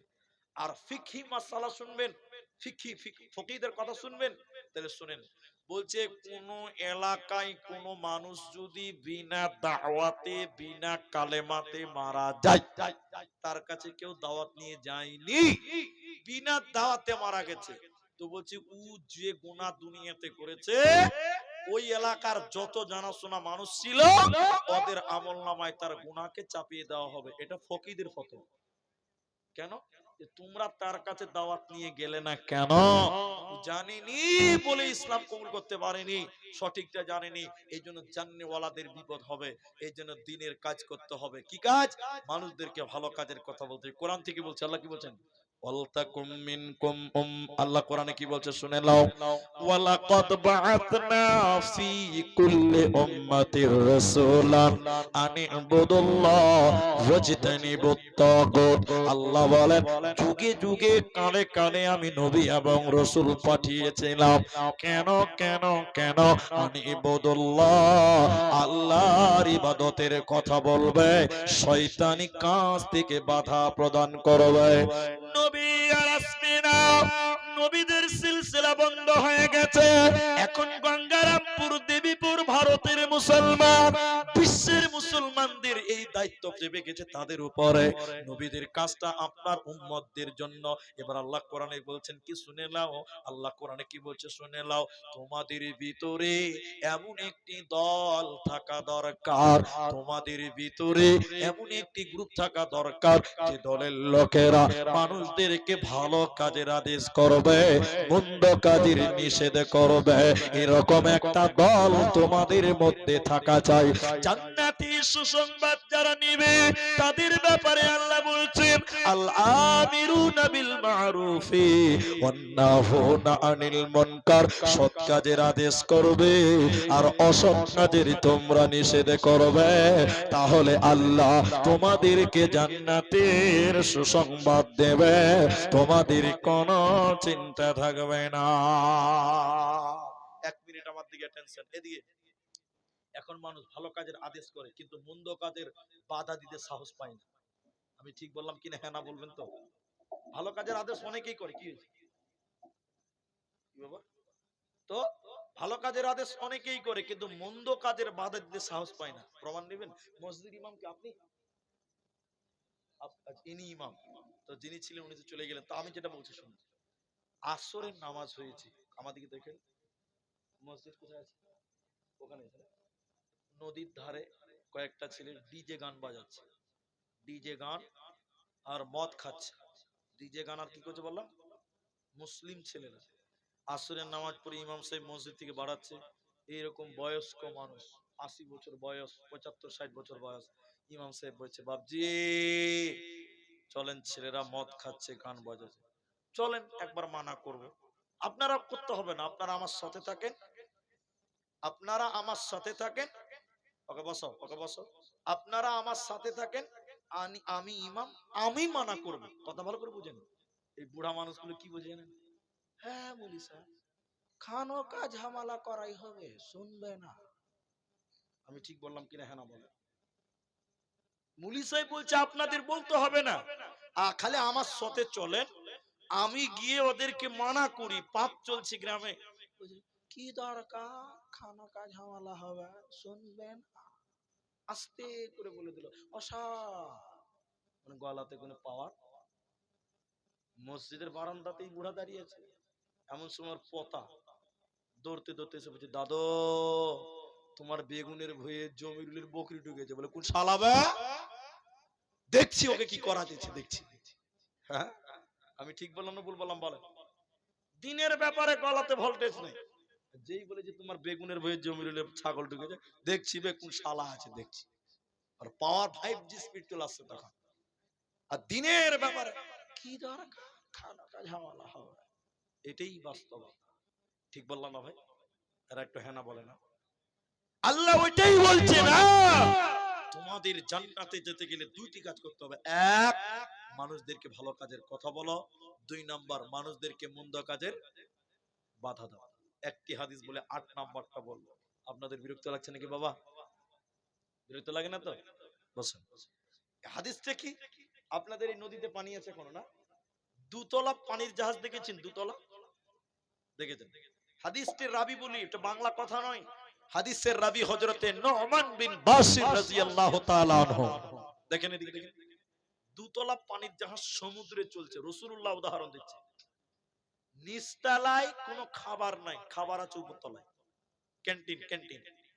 তো নিচতলার একটা লোকের পানি পিপাসা লেগেছে, সমুদ্রে চললেও পানি পিপাসা লাগবে, লাগবে না? তো নিচতলায় পানি নাই, পানি আছে কোথায় বললাম? লোকটা উপরতলার দরজা আওয়াজ করছে, ভাই দরজা খোল, পানি খাবো। ভাই কেউ যদি ঘুমায় তাহলে তাকে জাগানো যাবে, কিন্তু কেউ যদি জেগে জেগে চোখ বন্ধ করে থাকে, ওর ঘুম ভাঙবে? কি আমার পর্যন্ত ঘুম ভাঙবে না, ও তো বদমাশি করে চোখ বন্ধ করে আছে, খুলবো না। লোকটা বারবার বলছে, দরজা খুলো, পানি খাবো। ও খুলছে না, কোনো মতেই খুলছে না। অনেকক্ষণ দেখেন আমাদের, শেষের বেলায় দরজা খুলবে না, পানি তোকে খেতে হবে, বাঁচতে তো হবে। কুড়োল বুঝেন? কুড়োল, কুড়োল। লোকটা একটা কুড়োল নিয়েছে, এরকম মোটা বড়কা কুড়োল নিয়েছে, নিয়ে বলছে উপরের লোককে, বলছে ভাই দরজা খুললে খোল, জাহাজের তলা ফাটাবো, পানি বের করবো, খাবো, 7 টাকা বাঁচাবো। আচ্ছা আপনারা বলেন, ও যদি ভুল করেও জাহাজের তলাটা ফাটায়, ও একা মরবে না 10 তলাওয়ালারা মরবে? 92 তালা পর্যন্ত মরবে, মরবে না ভাই? উপর তলার লোক যদি চালাক হয়, ওকে পা ধরে বলবো, বাপ কইছি রে ভাই, ভাইকে বাপ করবে তখন, ভাই তুই কত পানি খাবি, চ পানিতে চুবিয়ে মারবো। কিন্তু জাহাজের তলা ফাটায় না। আল্লাহ নবীর হাদিস। কেন এইরকম কেন শুনেন, পৃথিবী নামক এই স্থানটা হলো 2 তলা বিল্ডিং এর মতন, 2 তলা জাহাজের মতন। বলে কেমন 2 তলা? মসজিদ 2য় নম্বর তালা, জলসাটা 2য় নম্বর তালা, মাদ্রাসা 2য় নম্বর তালা, আর 1 নম্বর তালা তোমার বাড়ি। তুমি মসজিদে নামাজ পড়ছো, সুবহানাল্লাহ সুবহানাল্লাহ, আর দাড়িতে একবার হাত দিয়ে বলছো মাশাআল্লাহ মাশাআল্লাহ, তুমি জান্নাত যাবে না। আল্লাহ নবী বলেন, 1 তালা তোমার বাড়ি, তোমার বেটি পর্দা করে না, 1 তালা গুনাহ করলে ও একলা মরবে না, তুমি মসজিদ ওয়ালা 2 তালা বালাও মারবে, তুমিও জাহান্নাম যাবে, একা জাহান্নাম যাবে না। তুমি 2 তালাই বসে বসে ভাবছো বেঁচে যাব না, তোমার মেয়ে পর্দা করে না, নিস্তালা গুনাহ করে ফুটা করে দিলে ও একা জাহান্নাম যাবে না, তোমাকে সঙ্গে করে নিয়ে জাহান্নাম যাবে। এজন্য আল্লাহ বলছে, না না না, তুমি তোমার পরিবারকে দিনের দাওয়াত দাও, মানুষদেরকে বলো চল নামাজে চল, তোকে পাবে সান্তনা, তুই বউকে পাবি বল রে মসজিদেতে চল। তাহলে তোমাকে দিনের দাওয়া, দিনের কাজ তোমাকে আল্লাহর জমিনে করতে হবে, করে যেতে হবে। দিনের কাজ যদি তুমি না করো, আল্লাহর কাছে তুমি জবাব দিয়ে হবে। এখন যে কথাটি বলবো বুঝতে পারবেন, সবার ঈমান তাজা হবে, হবে হবে। 8 নাম্বারটা শুনেন, ঈমান তাজা হবে। আমি একটা ইতিহাস বলবো আপনাদের সামনে। 8 নাম্বারটা, আল্লাহ 8 নাম্বারটা কি বলছেন? ওয়াল হাফিজুন লিহুদুদিল্লাহ, বলতে গিয়ে বুঝেন, হুদুদ মানে বর্ডার, বর্ডার বর্ডার। ভারত বাংলাদেশের বর্ডার আছে। এখন যা চলছে না, একদম 5G স্পিডে খবর চলছে সব, বাংলাদেশ আর ভারত নিয়ে। মিডিয়া আর কোনো কিছু পাচ্ছে না, ওইটা নিয়ে ব্যস্ত। তো শোনেন, মনে হচ্ছে বাংলাদেশে যদি ইন্ডিয়ার মিডিয়া বেশি ব্যস্ত হয়ে যাচ্ছে, মানে মায়ের চেয়ে মাসির দরদ বেশি, এরকম মনে হচ্ছে এখন।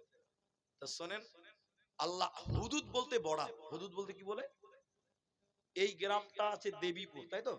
পার্শ্বে কি গ্রাম আছে? হ্যাঁ?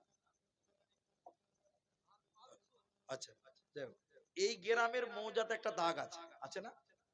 এখান থেকে এটা দেবীপুর, মৌজাতে দাগ আছে না? নাই? উত্তর দিনাজপুর দক্ষিণ দিনাজপুর মৌজাতে একটা দাগ আছে, মাঝখানে একটা বর্ডার আছে না ভাই? এখান থেকে এটা উত্তর, ওটা দক্ষিণ।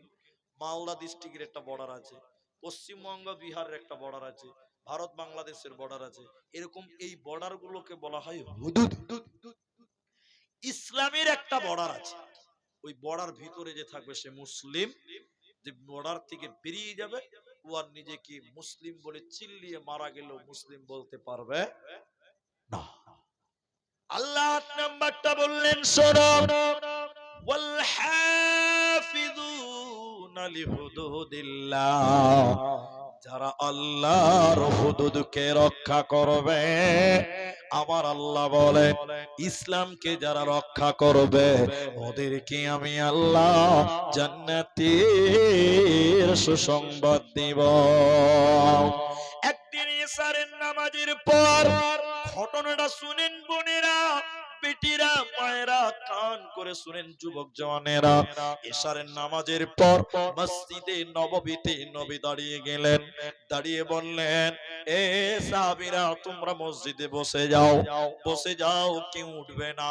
সবাই মসজিদে বসে গেল। নবীজি বললেন, যায়েদ বিন হারিস তুমি কোথায় আছো? যায়েদ মসজিদে হাত তুললেন, লাব্বাইক ইয়া রাসূলুল্লাহ। নবীজি বললেন, জাফর বিন আবি তালিব তুমি কোথায়? মসজিদে জাফর এরকম হাত তুললেন, লাব্বাইক।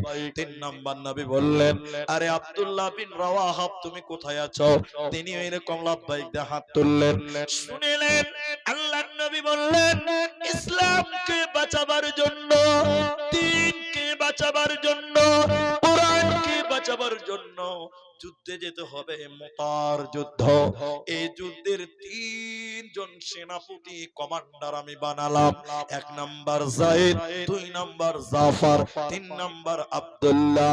আমি তিনজনকে যুদ্ধের কমান্ডার বানালাম। তোমরা বাড়িতে যাও, বাড়ি থেকে বিদায় নিয়ে এসো, তোমাদের জানও দিয়ে দিতে হতে পারে। মায়েরা দিকে দেখেন, যায়েদ কানতে কানতে বলতে লাগলেন, আল্লাহর নবী কার কাছে বিদায় নিব, কার কাছে ক্ষমা নিব? নবী গো, আপনার কাছেই মানুষ হয়েছি, আপনার কাছেই লালিত পালিত হয়েছিলাম। যায়েদটা নবীজির কাছেই মানুষ হয়েছিল, নবীজির কাছেই বড় হয়েছিল। যায়েদের ইতিহাস বলতে গেলে অনেকক্ষণ লাগবে, 2 মিনিট আপনাদেরকে বলে শোনেন। যায়েদের মা এবং যায়েদের খালা নারীর বাড়ি নিয়ে যাচ্ছিল যায়েদকে মরুভূমিতে। মনে করেন এখান থেকে বুনিয়াদপুর তার নানির বাড়ি ছিল। যায়েদের মা এবং খালা দুই বোনে নিজের বেটাকে নিয়ে যাচ্ছিল নানির বাড়ি, মানে যায়েদের নানির বাড়ি। যেতে যেতে রাস্তাতে ডাকাতের দল, লুটের দল, ছিনতাইয়ের দল যায়েদকে তার মা এবং খালার কাছ থেকে ছিনতাই করে নিয়েছিল। এই যায়েদকে ছিনতাই করে নিয়ে চলে গেল। যায়েদের মা কেঁদে কেঁদে কেঁদে কেঁদে আধ পাগলির মতন হয়ে গেছিল। যায়েদকে ছিনতাই করে নিয়ে গেল কোথায়? মদিনার বাজারে। লুটেরার দল, ছিনতাইকারীরা মদিনার বাজারে যায়েদকে নিয়ে এইরকম হাত ধরে দাঁড়িয়ে আছে, বিক্রি করবে। ওই জামানায় মানুষ বিক্রি হতো, গোলাম বিক্রি হতো। যায়েদের হাত ধরে দাঁড়িয়ে আছে বিক্রি করার জন্য। যায়েদ তো চুরি হয়ে গেল, ছিনতাই হয়ে গেল। এই যায়েদকে কিনবে কে? এই যায়েদকে কিনতে এসেছে কে? রাসূলের প্রথম বিবি আম্মা জান খাদিজা রাদিয়াল্লাহু আনহার ভাতিজা। সেই যখন যায়েদকে দেখলো, পছন্দ হলো, আমি আমার ফুফু খাদিজার জন্য নিয়ে যাব। তার স্বামী নাই, তাকে যেহেতু ডিভোর্স দেওয়া হয়েছে, এবার যায়েদকে কিনে নিল, নিয়ে চলে গেল আম্মা জান খাদিজার কাছে। আম্মা জান খাদিজার সঙ্গে যায়েদ দিন রাত পার করতে লাগলো। বেশ কিছুদিন পর যখন আম্মা জান খাদিজা রাসূলের সঙ্গে বিয়ে হয়ে যায়, আম্মা জান খাদিজা সব কিছু দান করে দিয়েছিলেন। শেষের বেলায় যায়েদের হাত ধরে নবীজির সামনে এসে বলেছিলেন, স্বামী আমার, হে নবী মুহাম্মদ শুনেলেন, এই ছেলেটার নাম যায়েদ, একে আমার ভাতিজা আমার জন্য নিয়ে এসেছিল, আজকে আমি এই ছেলেটাকে আপনাকে দিয়ে দিলাম। কখনো উজুর পানি আনতে হবে, কখনো জুতা সুজা করতে হবে। এবার চলে গেল কোথাও? নবী মুহাম্মাদের কাছে চলে গেল। লম্বা ইতিহাস। মক্কায় দুটি লোক এসেছে হজ করার জন্য। যায়েদের গ্রাম থেকে এসেছে। যায়েদকে দেখে চিনতে পেরে গেছে, অমুকের ছেলের মতন মনে হচ্ছে যেটা চুরি হয়ে গেছে, বড় হয়ে গেছে, এখন হালকা করে মুজবির হয়ে গেছে, বড় হয়ে গেছে। এই দুটি লোক বাড়ি ফিরে গিয়ে বলল, ও যায়েদের আব্বা, আর তোমাকে কাঁদতে হবে না, তোমার যায়েদ নবী মুহাম্মাদের কাছে আছে, তুমি খবর নাও। যায়েদের আব্বা কিছু মাল নিয়ে নবীজির কাছে এলেন, সঙ্গে যায়েদের চাচা এলো। নবীজির সামনে যায়েদের আব্বা দাঁড়িয়ে কাঁদতে কাঁদতে কাঁদতে কাঁদতে বলেছিলেন, ইয়া রাসূলুল্লাহ, আপনার চাইতে ভালো মানুষ পৃথিবীতে কেউ নাই। আপনি এতিমের কষ্ট বুঝেন, গরিবের কষ্ট বলেন, বিধবার কষ্ট বুঝেন। নবীজি বললেন, কি বলতে চাইছো সোজা সোজা করে বলো। যায়েদের বাপ কাঁদতে কাঁদতে বলতে আরম্ভ করলেন, নবী গো, আপনার কাছে যে ছেলেটা মানুষ হচ্ছে, ছেলেটার নাম যায়েদ, আমি তার বাপ, সঙ্গে যিনি এসেছে এটাই হলো তার চাচা, আমি তার আব্বা। কতদিন সন্তানের মুখ দেখিনি, ওইটাই আমার বেটা, সঙ্গে যাকে নিয়েছি এটা হলো তার চাচা। নবী গো, কিছু মাল নিয়ে এসেছি, মালগুলো নেন আর আমার বাচ্চা যায়েদকে আমার বুকে ফিরিয়ে দেন। নবীজি বললেন, না না, এইভাবে দিতে পারি না। নবীজি বললেন, যায়েদ। যায়েদ লাব্বাইক দিয়ে চলে এলো। নবীজি বললেন, যায়েদ তুমি দেখো তো এদেরকে চিনতে পারো নাকি? যায়েদ বাপ দেখেনি অনেকদিন, হঠাৎ করে বাপের দিকে যখন তাকিয়েছে, যায়েদের কলিজাটা কেঁপে উঠেছে, বাপকে দেখেছে। কাঁদতে কাঁদতে যায়েদ বলেছিলেন, আল্লাহর নবী গো, এটাই আমার আব্বা, আমার চিনতে কোনো ভুল হয়নি, এটাই আমার বাপ, সঙ্গে যিনি এসেছে তিনি হলেন আমার চাচা। যায়েদের বাপ কাঁদছে, যায়েদ কাঁদছে, নবী গো, এটাই আমার আব্বা, এটাই আমার চাচা, কতদিন আব্বা দেখিনি। যায়েদের বাপ কাঁদছে, কতদিন বেটা দেখিনি। নবীজি বললেন, যায়েদ রে, তুমি থাকতে চাইলে আমার কাছে থেকে যাও, চলে যেতে চাইলে বাপ চাচার সঙ্গে চলে যাও, আমি মানা করব না, আদেশ করব না। আমি যদি বলি চলে যাও, তুমি যদি আমার মহব্বতে থেকে যাও, আমার আদেশ অমান্য হবে, তোমার ঈমান থাকবে না। তাই থাকতে চাইলে থেকে যাও, চলে যেতে চাইলে চলে যাও। যায়েদ একবার আব্বাকে মাথা থেকে পা পর্যন্ত দেখলেন আর কাঁদলেন, একবার চাচার দিকে দেখছেন আর কাঁদছেন। কাঁদতে কাঁদতে চোখের পানি ফেলতে ফেলতে নবীজির দিকে যখন তাকালো, বাচ্চা যায়েদ যখন নবীজির দিকে তাকালো, থাকতে না পেরে যায় কাঁদতে কাঁদতে নবীজির গলা হার মারিয়ে ধরে নিল, গলা জড়িয়ে কাঁদতে কাঁদতে বলেছিলেন, আল্লাহর নবী গো, আব্বা ভুলে যাব, চাচা ভুলে যাব, আল্লাহর নবী আপনাকে ভুলতে পারবো না, পৃথিবীতে এত দামি জায়গা কেউ পায়নি, এই জায়গা থেকে আপনি আমাকে সরিয়ে দিয়েন না। নবীজি যায়েদকে বুকে জড়িয়ে নিয়ে বলেছিলেন, ও বেটা যায়েদ রে, আমার কোনো বেটা নাই, আজ থেকে তুমি আমার বেটার জায়গা দখল করলে। এজন্য মুফাসসিরিনগণ যায়েদকে রাসূলের পুষ্ণপুত্র বলে হাদিসে উল্লেখ করেছে। সেই যায়েদকে তার পন্থে লড়াইয়ের জন্য, জিহাদের জন্য, দ্বীনকে বাঁচাবার জন্য প্রথম সেনাপতি বানালেন। দ্বিতীয় সেনাপতি আব্দুল্লাহ, তৃতীয় জাফর, তৃতীয় সেনাপতি আব্দুল্লাহ। যায়েদ কাঁদতে কাঁদতে বলছে, হুজুর আপনার কাছে মানুষ হয়েছি, কোনো ভুল করলে মাফ করবেন, বিয়াদবি হয়ে গেলে ছোট ছেলে বলে ক্ষমা করবেন, নবী দোয়া করবেন, আপনার সঙ্গে আমার জান্নাতে মুলাকাত হবে। জাফর চলে গেল, ছোট ছোট বাচ্চা বাড়িতে রয়েছে। দ্বিতীয় সেনাপতি জাফর বিবির কাছে যে ক্ষমা নিয়ে বলল, বিবি রে, নবী আমাকে যুদ্ধের দ্বিতীয় সেনাপতি বানিয়েছে, বিবি রে ক্ষমা করে দিও, মাফ করে দিও, ধৈর্য ধরতে পারলে কাল কিয়ামতের দিন জান্নাতে তোমার সঙ্গে মোলাকাত হবে। বিবির যুদ্ধে চলে যাচ্ছি, হয়তো আর ফিরবো না, আমি শহীদ হয়ে যাওয়ার পর, আমি জীবন দিয়ে দেওয়ার পর আমার ছোট ছোট বাচ্চা তোমার কাছে থাকলো, বিবি রে আমার বাচ্চাগুলোকে আমার রাস্তাটা দেখিয়ে দিবে বিবি রে। এই রাস্তায় তোর বাবা পেরিয়ে গেছে, এই রাস্তাটাই তোরাও জিয়া, এই রাস্তায় তোরাও জান দিয়ে দে। 3 নাম্বার আব্দুল্লাহ। আব্দুল্লাহ নতুন বিয়ে করেছে, এখনো বিবির সঙ্গে মিলন হয়নি। বাসুর ঘরে বিবি বিন বিন বিন বিন বিন বিন করে কোরআন তেলাওয়াত করে। আব্দুল্লাহ বাসির ঘরে যে বাসুর ঘরের দরজায় যেয়ে বলছে বিবি রে একটু কোরআনটা থামিয়ে দাও, একটু কোরআনটা থামিয়ে দাও। এছাড়া নামাজ পড়তে গেছিলাম, নবী আমাকে যুদ্ধের তৃতীয় সেনাপতি বানিয়েছে বিবি আমার, মোহরানা দিয়েছি কিন্তু হক আদায় করতে পারিনি বিবি রে, তুমি আমাকে ক্ষমা করে দিও। ধৈর্য ধরতে পারলে জান্নাতে মোলাকাত হবে। অনেক লম্বা কথা। তিনজনের জন্য দোয়া করা হলো, তিনজন যুদ্ধের ময়দানে চলে গেল। একজন সেনাপতিকে, একজন গভর্নরকে, যুদ্ধের সৈন্যকে একদম বেঈমানেরা ডান হাত কেটেছে, একদম কেটে গেছে, চামড়াতে লেগে গেছে, হাতটা এরকম চামড়াতে লালবাল লালবাল লালবাল করছে। যুদ্ধে অসুবিধা হচ্ছে। কমান্ডার থাকতে না পেরে এই হাতটাকে পায়ের তলে রেখে টান দিয়ে হাতটাকে চিরে ফেলে দিল। বা হাতে ইসলামের ঝান্ডা, বা হাতে কালেমার পতাকা, বা হাতে তলোয়ার নিয়ে যুদ্ধ করছে। বেঈমানেরা বা হাত কেটে দিয়েছে, দুটি হাত কেটে টুকরো টুকরো টুকরো টুকরো করে দিয়েছে। দূর থেকে ইসলামের সৈন্য দলের নেতা কমান্ডারকে দেখতে পাওয়া যায় না। মুসলমানরা বলছে কমান্ডার কোথায় শহীদ হয়ে গেল। দৌড়তে দৌড়তে এসে দেখছে এখনো আল্লাহর বান্দা মুখটা নড়চড় করছে আর বলছে ও রাসূলের সাহাবীরা, আমি মনে জান্নাতের গান মনে হচ্ছে যে আমি পেয়ে গেলাম। নবীকে আমার শেষ সালামটা জানিয়ে দিও, আর বলে দিও জান্নাতে নবীর সঙ্গে মোলাকাত হবে। আর বলে দিও জীবন দিয়েছি কিন্তু ইসলামের পতাকা মাটিতে পড়তে দেই নাই, দাঁত দিয়ে কামড়ে উঁচু করে ধরেছিল। নারায়ে তাকবীর।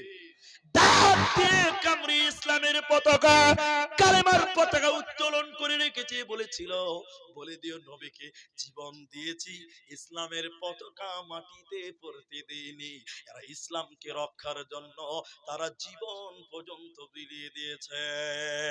ইসলামটা টিকিয়ে রাখার জন্য আজকের মুসলমান আপনার আমার কি করা দরকার?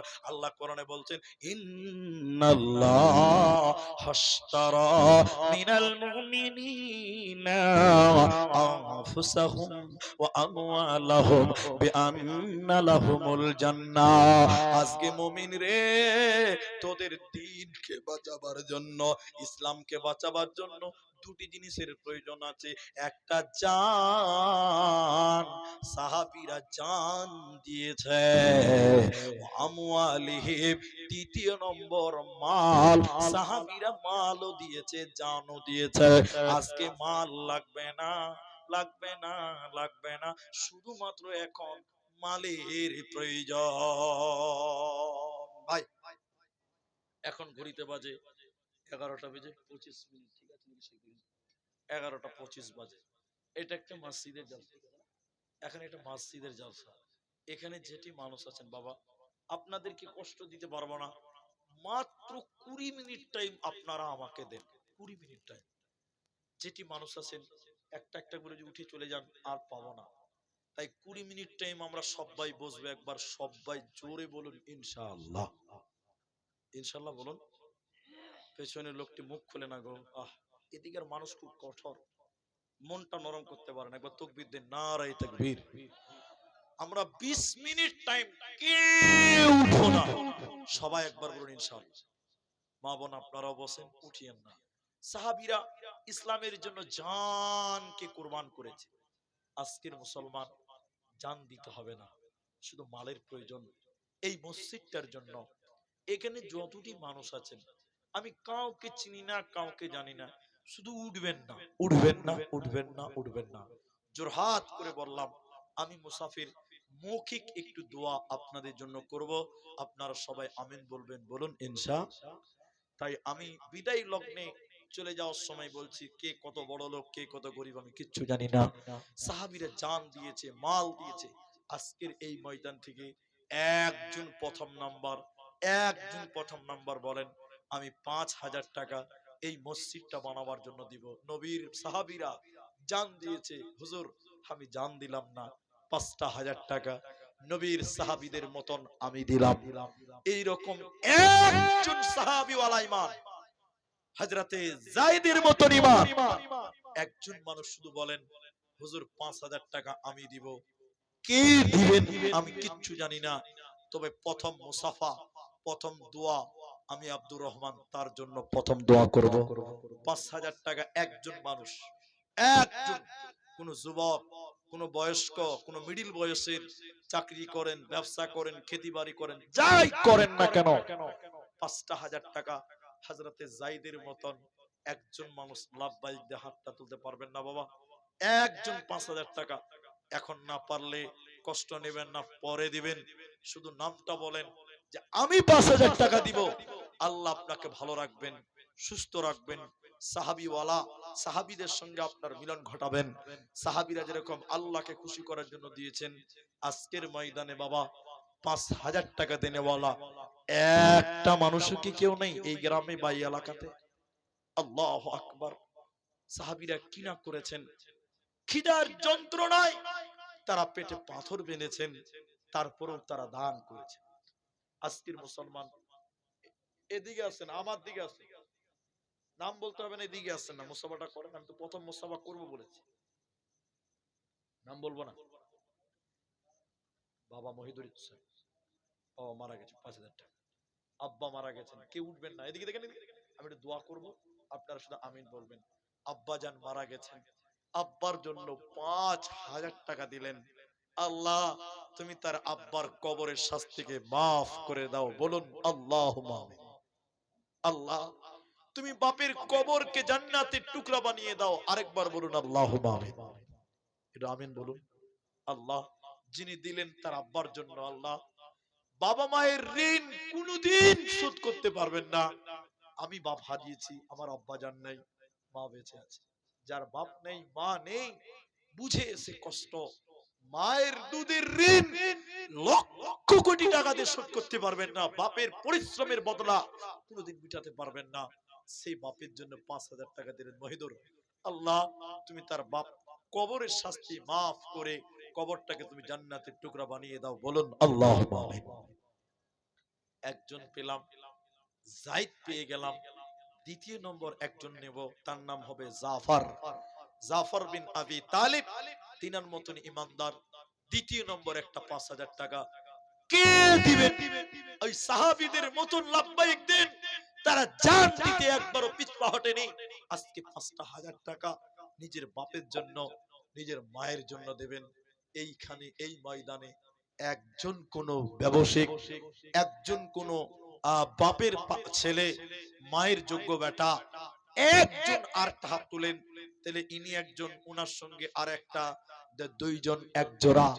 একটা লোক যদি বলেন এখন পারবো না হুজুর, পরে দিব, শুধু নামটা ঘোষণা করেন যে হুজুর আমি দিব মসজিদ বানাবার জন্য, বিশ্বাস করেন আল্লাহ আপনার কামায়ে বরকত দিবেন, আল্লাহ রুজিতে বরকত দিবেন, আল্লাহ আপনার শরীর স্বাস্থ্য ভালো রাখবেন।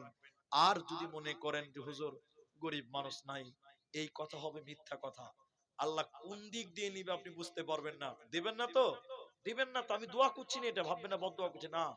কালকে দেখবেন আপনার ছেলেটার পেট ব্যথা, গঙ্গারামপুর ডাক্তারখানা নিয়ে যাবেন, ডাক্তার বলবেন বিরাট সমস্যা, অপারেশন করতে হবে, 1 লাখ টাকা লাগবে। 2 ঘন্টায় 1 লক্ষ টাকা অপারেশনের জন্য আল্লাহ নিতে পারে, পারে না? আল্লাহর সঙ্গে চালাকি করে কোনো লাভ হবে না। তাই বাবা দ্বিতীয় নম্বর যদি একটা লোক পারেন যে 5000 টাকা হুজুর আমি দেব, এতগুলো লোকের ভিতরে আমার তো বিশ্বাস হচ্ছে না যে 5000 টাকা দেনেওয়ালা এতগুলো মানুষের ভিতরে কি একটা লোক আর কেউ নেই যে হুজুর আমি দিব, এখন পারবো না, 10 দিন টাইম দেন, 10 দিনে দিব, 10 দিনে পারবো না 15 দিনে দিব, 15 দিনে পারবো না 1 মাসের মধ্যে 5000 টাকা দিব। মা বাপ যার জন্য হোক দেন। দেখেন কত টাকা, কত পয়সা, কত রাস্তায় খরচ হয়, আল্লাহর রাস্তায় দান করিলে আখেরাতে জমা হয়। দানকারীর মাতা পিতা আল্লাহ সুখে রেখো কবরে, নূরের টপি মাথায় দিয়া উঠাইও রোজ হাসরে। যাক, আলহামদুলিল্লাহ একটা লোক পেলাম। আমি আশা করেছিলাম যে কমসে কম দুইটা একটা জোড়া হবে। এই এলাকার মানুষ নদীর পারে যারা কি করে কি চাষবাস করেন, কি বিজনেস করেন, আমি কিছুই জানি না। তারপরও আমি আবদার করেছিলাম, একজন মানুষ পেয়েছি, যদি না পারেন শেষের বেলায় আপনাদের দোয়া করে দিয়ে যাব। দোয়া রাখবে এলাকার জন্য, মসজিদের জন্য। না পারলে অন্তত 5টা মানুষ দেন, যে হুজুর আমি পারবো না, আমার কমজোরি আছে বা আমার অভাব আছে, আমার সংকীর্ণতা আছে, কোনো প্রবলেম আছে, না পারবেন না পারবেন। কি নাম ভাই? সীতাহার, ওই কুমারগঞ্জ থানা সীতাহার নাকি? আচ্ছা, লিখে দেন ভাইজানের নাম আব্দুল আলিম। মাশাআল্লাহ। আচ্ছা, চলে আসেন উপরে, চলে আসেন। মাশাআল্লাহ, জাযাকাল্লাহ, বারাকাল্লাহ। আল্লাহ কবুল করো। আল্লাহ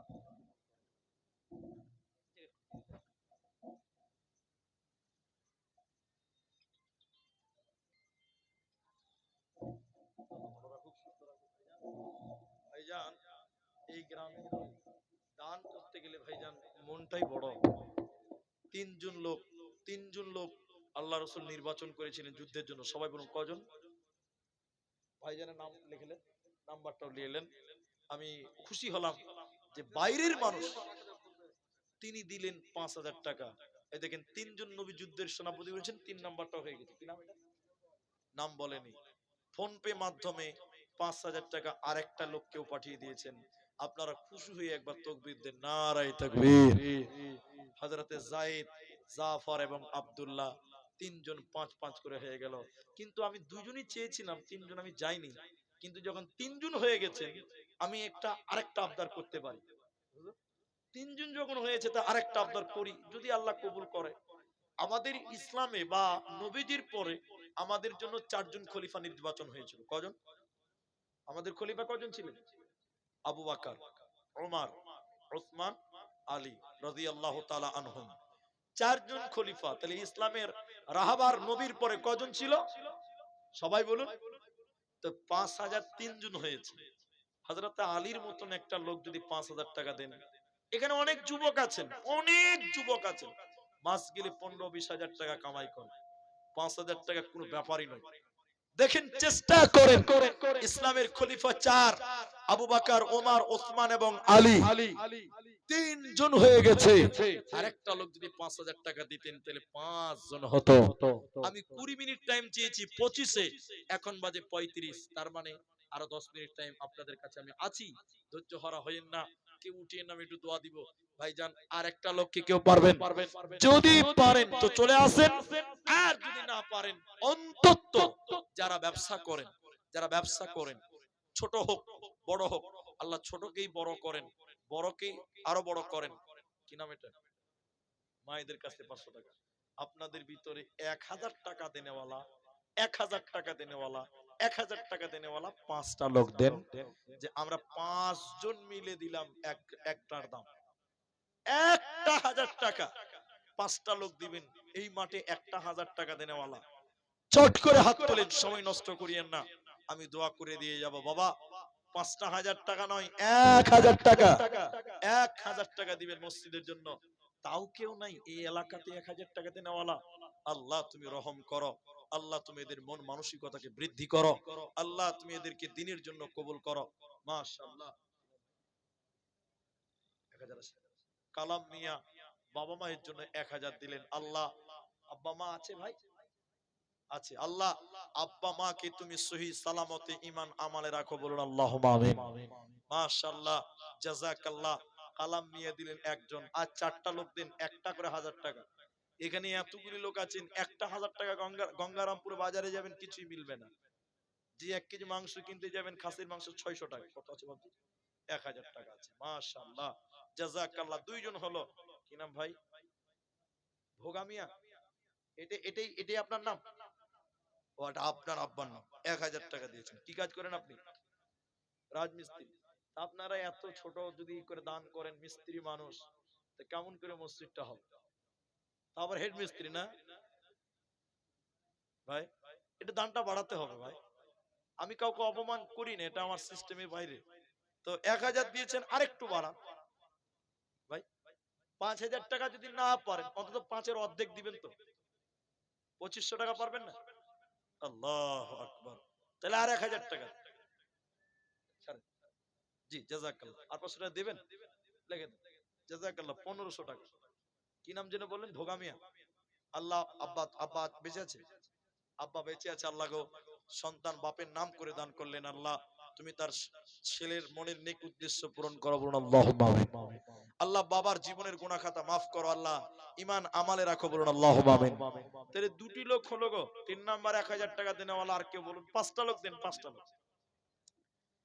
দাও প্রভু দাও আমায় আবার। ওমার কি নাম ভাই? কোথায় বাড়ি?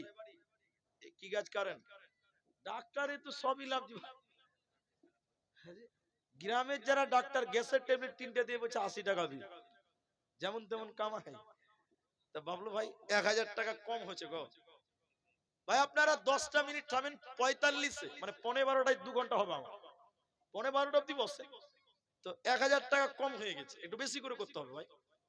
আর 1000 টাকা করেন, আর 1000 টাকা, আর 1000 করেন, 2000 টাকা ভালো লাগবে। বাবলু 500 টাকা লেখে, আর নগদে দিবি, লিখতে হবে না। মাশাআল্লাহ, জাযাকাল্লাহ। আল্লাহ ব্যবসাতে উন্নতি দান করো, আল্লাহুম্মা।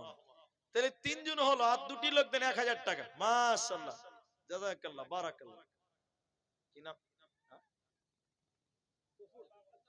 আপনার আব্বা কুফর মিয়া কত আছে? হ্যাঁ? 5000 এখানে আছে, আর 2000 দিবেন, তা 7000 না 3000 আর লিয়ে আসেন, তা একদম 10 করে দেন। না কামাই নাই এখন, না পরে পরে দিবেন, নামটা লেখেন। আমি 10,000 টাকায় একটাও পাইনি, বাকি না। এই যে নগদই দেন, 10,000 টাকা করেন। আল্লাহ, ঠিক আছে ভাই। ইনি 5 দিয়েছেন, আর 2 দিবে বলছে, 7000 টাকা। কি নাম যেন বললেন? ওর আব্বা দিয়েছে, কফুর মিয়া। মাশাআল্লাহ। 4 নাম্বার 1000 টাকা দোয়া করছি। মহিলাদের ভিতর থেকে দিয়েছে 550 টাকা, আরেকজন দিয়েছে 50 টাকা। জাযাকাল্লাহ, বারাকাল্লাহ। কত আছে এটা? 1520 টাকা। এই গ্রামে বাড়ি, এদিকে মুসলমান বাড়ি। আর 500 টাকা দেন, 2000 করেন। হ্যাঁ? আর মসজিদের দান, আল্লাহ অনেক কাজ বাকি আছে মসজিদের গো। 500 টাকা আর দেন, 500 টাকা না পারলে পরে দিবেন। 1000 টাকা 5 জন হয়ে গেল, জাযাকাল্লাহ। নইমুর 1000 টাকা বাকিতে 6 জন হলো, মাশাআল্লাহ, জাযাকাল্লাহ। 500 টাকা ভাই। আপনারা মসজিদের দান, এখানে একটা গামছা দিয়ে দেন, এখানে একটা গামছা দিয়ে দেন। ও গামছা পেছনে দিয়ে দেন, পেছনে দেন ভাই।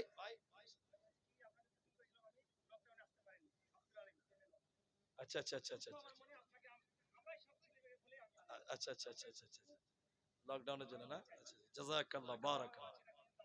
তো যাই হোক, 500 টাকা দিয়েছেন। প্যান্ডেল, এটা আপনার প্যান্ডেল? বাড়ি কোথায় আপনার? এখানে? আচ্ছা, এই গ্রামের বাড়ি। আচ্ছা। কি নাম ভাই? হায়দার আলী। কি কাজ করেন? হেম সেম চেহারা। কত দিলেন, কত করছেন? 1000 টাকা। হাজি অন্য অন্য জায়গায় রাজমিস্ত্রিরা 5000 টাকা করে দান করে, হেড মিস্ত্রি না সাইড মিস্ত্রি। তো 1000 টাকা নয়, 2000 টাকা দেন, আলহামদুলিল্লাহ। একটু মনটা বড় করেন, মসজিদের জালসা ভাই। আল্লাহু আকবার, চলে যান। জাযাকাল্লাহ। 1000 টাকা হায়দার, 500 টাকা। মাশাআল্লাহ। কি নাম বাবজি? ফয়জুল মিয়া, 500 টাকা। তোমার কে মারা গেছে? বুবু? বুবু মারা গেছে, পোতা দিয়েছে 200 টাকা। জাযাকাল্লাহ। 500 টাকা, কমসে কম 1000 টাকা করেন বাবজি। আল্লাহু আকবার, মাশাআল্লাহ। 500 টাকা, জাযাকাল্লাহ, বারাকাল্লাহ। আল্লাহ কেউ 500, কেউ 1000 টাকা দিল। কে দিয়েছে এটা? তরিকুল আল্লাহ, 500 টাকা। এদিকে মুসাফা করেন, মুসাফা করেন ভাই, মুসাফাটা করেন। মুখটা দেখান একটু, এত লম্বা চওড়া চেহারা। 1000 টাকা কেমন করে দিচ্ছেন গো? আবুল মিস্ত্রি, আদমন ধান, 500 টাকা। তো এটার দামটা কম হয়েছে আপনার 1000 টাকা। 10 কেজি শস্য লেখেন, 10 কেজি শস্য, মাশাআল্লাহ। আর আদমন ধানটা লিখলেন? আদমন ধান বেনামিতে 200, 150 যে যা পেরেছে দিয়েছে। একজন দিয়েছে 500 টাকা। জাযাকাল্লাহ, বারাকাল্লাহ, হাইয়াকাল্লাহ। কি নাম বাবু? রয়েদ আলী। বাড়ি কোথায়? রায়পুর। এখান থেকে কত দূর? 6-7 কিলোমিটার। তো বাইরের গ্রামের মানুষ 1000 টাকা। আব্বা মা আছে, বাবা মারা গেছে, আল্লাহুম্মা মাগফির লাহু ওয়ারহামহু, মুসাফা করেন গ্রামের মানুষ। আর 500 টাকা দিবেন পরে। আদমন ধান কি নাম? ফিরোজ আলী আদমন ধান। তাড়াতাড়ি লেখেন, পরে সুন্দর করে লিখবেন। এখন খালি কলম ঘষে দেন, আপনি বুঝতে পারলেই হলো। মেয়ের অসুস্থ আছে 500 টাকা। আল্লাহুম্মা জিবিল বাস রব্বান নাস ওয়াশফিন তাশফি। কেউ 600, কেউ 200, কেউ 1000 দান কবুল হোক। ধান লাগাননি? ধান সরিষা কিচ্ছু নাই? সরিষা লেগে দেন 5 কেজি। লেন 5 কেজি সরিষা লেগেন তো। কি নাম? মুস্তফা। আরে বড় ভাইয়ের নাম গো। আল্লাহ, আমার বড় আব্বার বড় ছেলের নাম গোলাম মুস্তফা। 1000 টাকা আর 5 কেজি সরিষা লেখেন। কত আছে এটা? 1000 টাকা। আপনার কি নাম? আপনি জমিদার মিয়া নাম দেখছেন জমিদার, আবার 1000 টাকা দাম।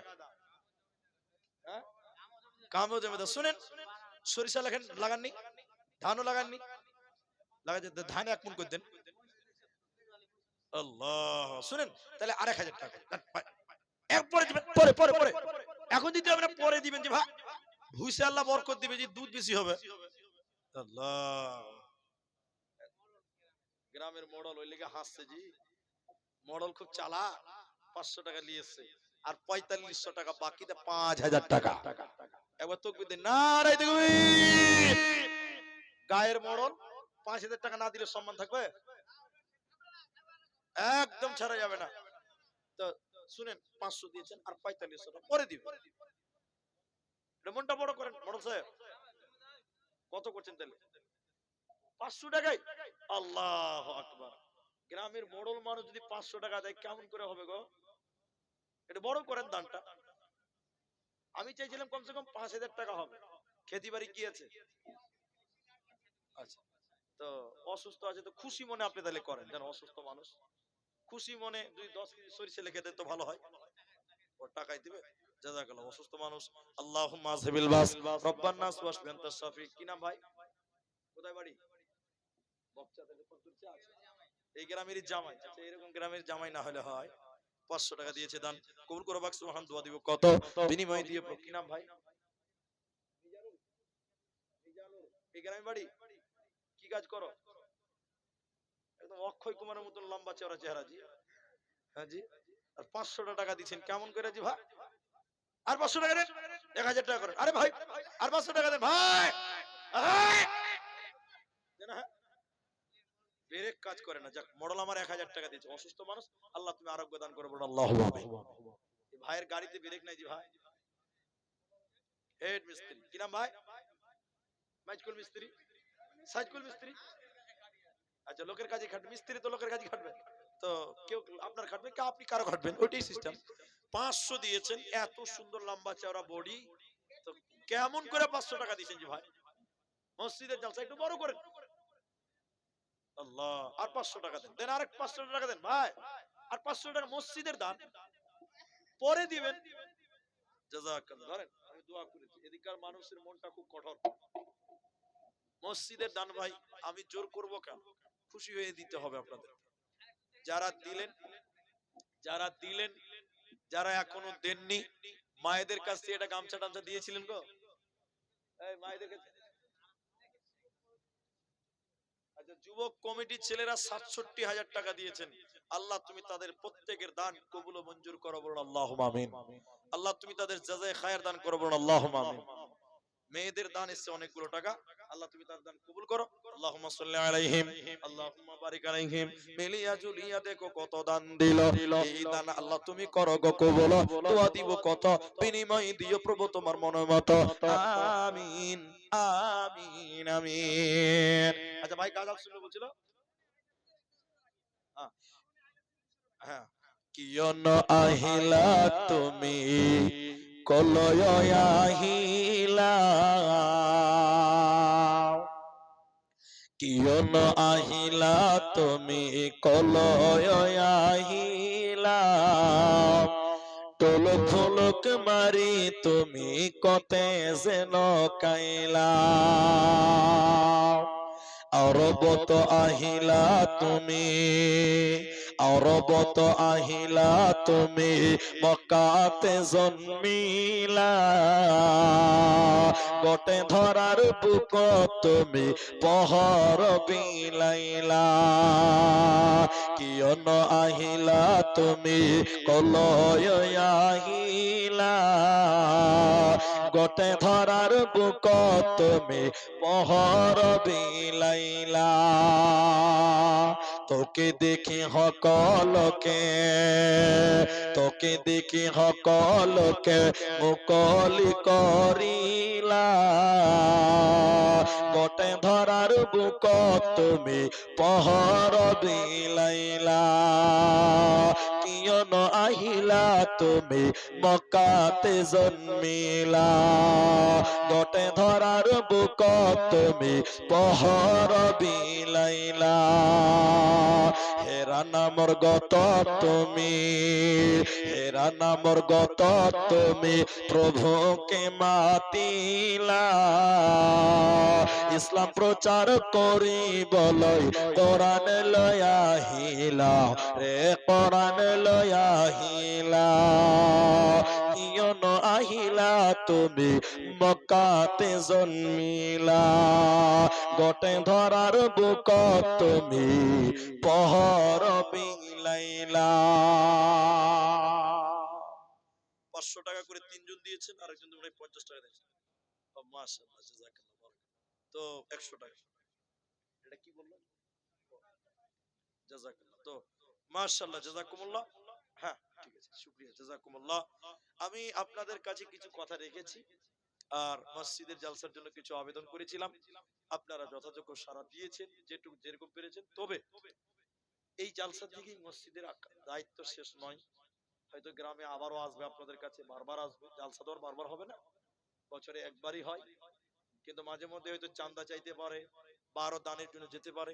ভাই মনটা মসজিদের সঙ্গে সম্পৃক্ত রাখবেন এবং মনে করবেন 10টা টাকা হলেও দিয়ে মসজিদের কাজে সহযোগিতা করবেন। 10 টাকা, তাও আল্লাহকে বলতে পারবেন, আল্লাহ আমার 10 টাকাও গ্রামের মসজিদে আছে। বঞ্চিত কেউ করবেন না, 10 টাকা হলেও দিবেন। আরেকজন দিলেন 500 টাকা, জাযাকাল্লাহ, বারাকাল্লাহ। তো এই আবেদন আপনাদের কাছে রাখলাম। আমি মুসাফির, দূরের মানুষ, আপনাদের জন্য দোয়া রেখে যাচ্ছি, আপনারা একটু আমিন বলবেন। আল্লাহ আমাদের যারা মারা গেছে তুমি তাদের কবর শাস্তি মাফ করো, বলুন আল্লাহুম্মা আমিন।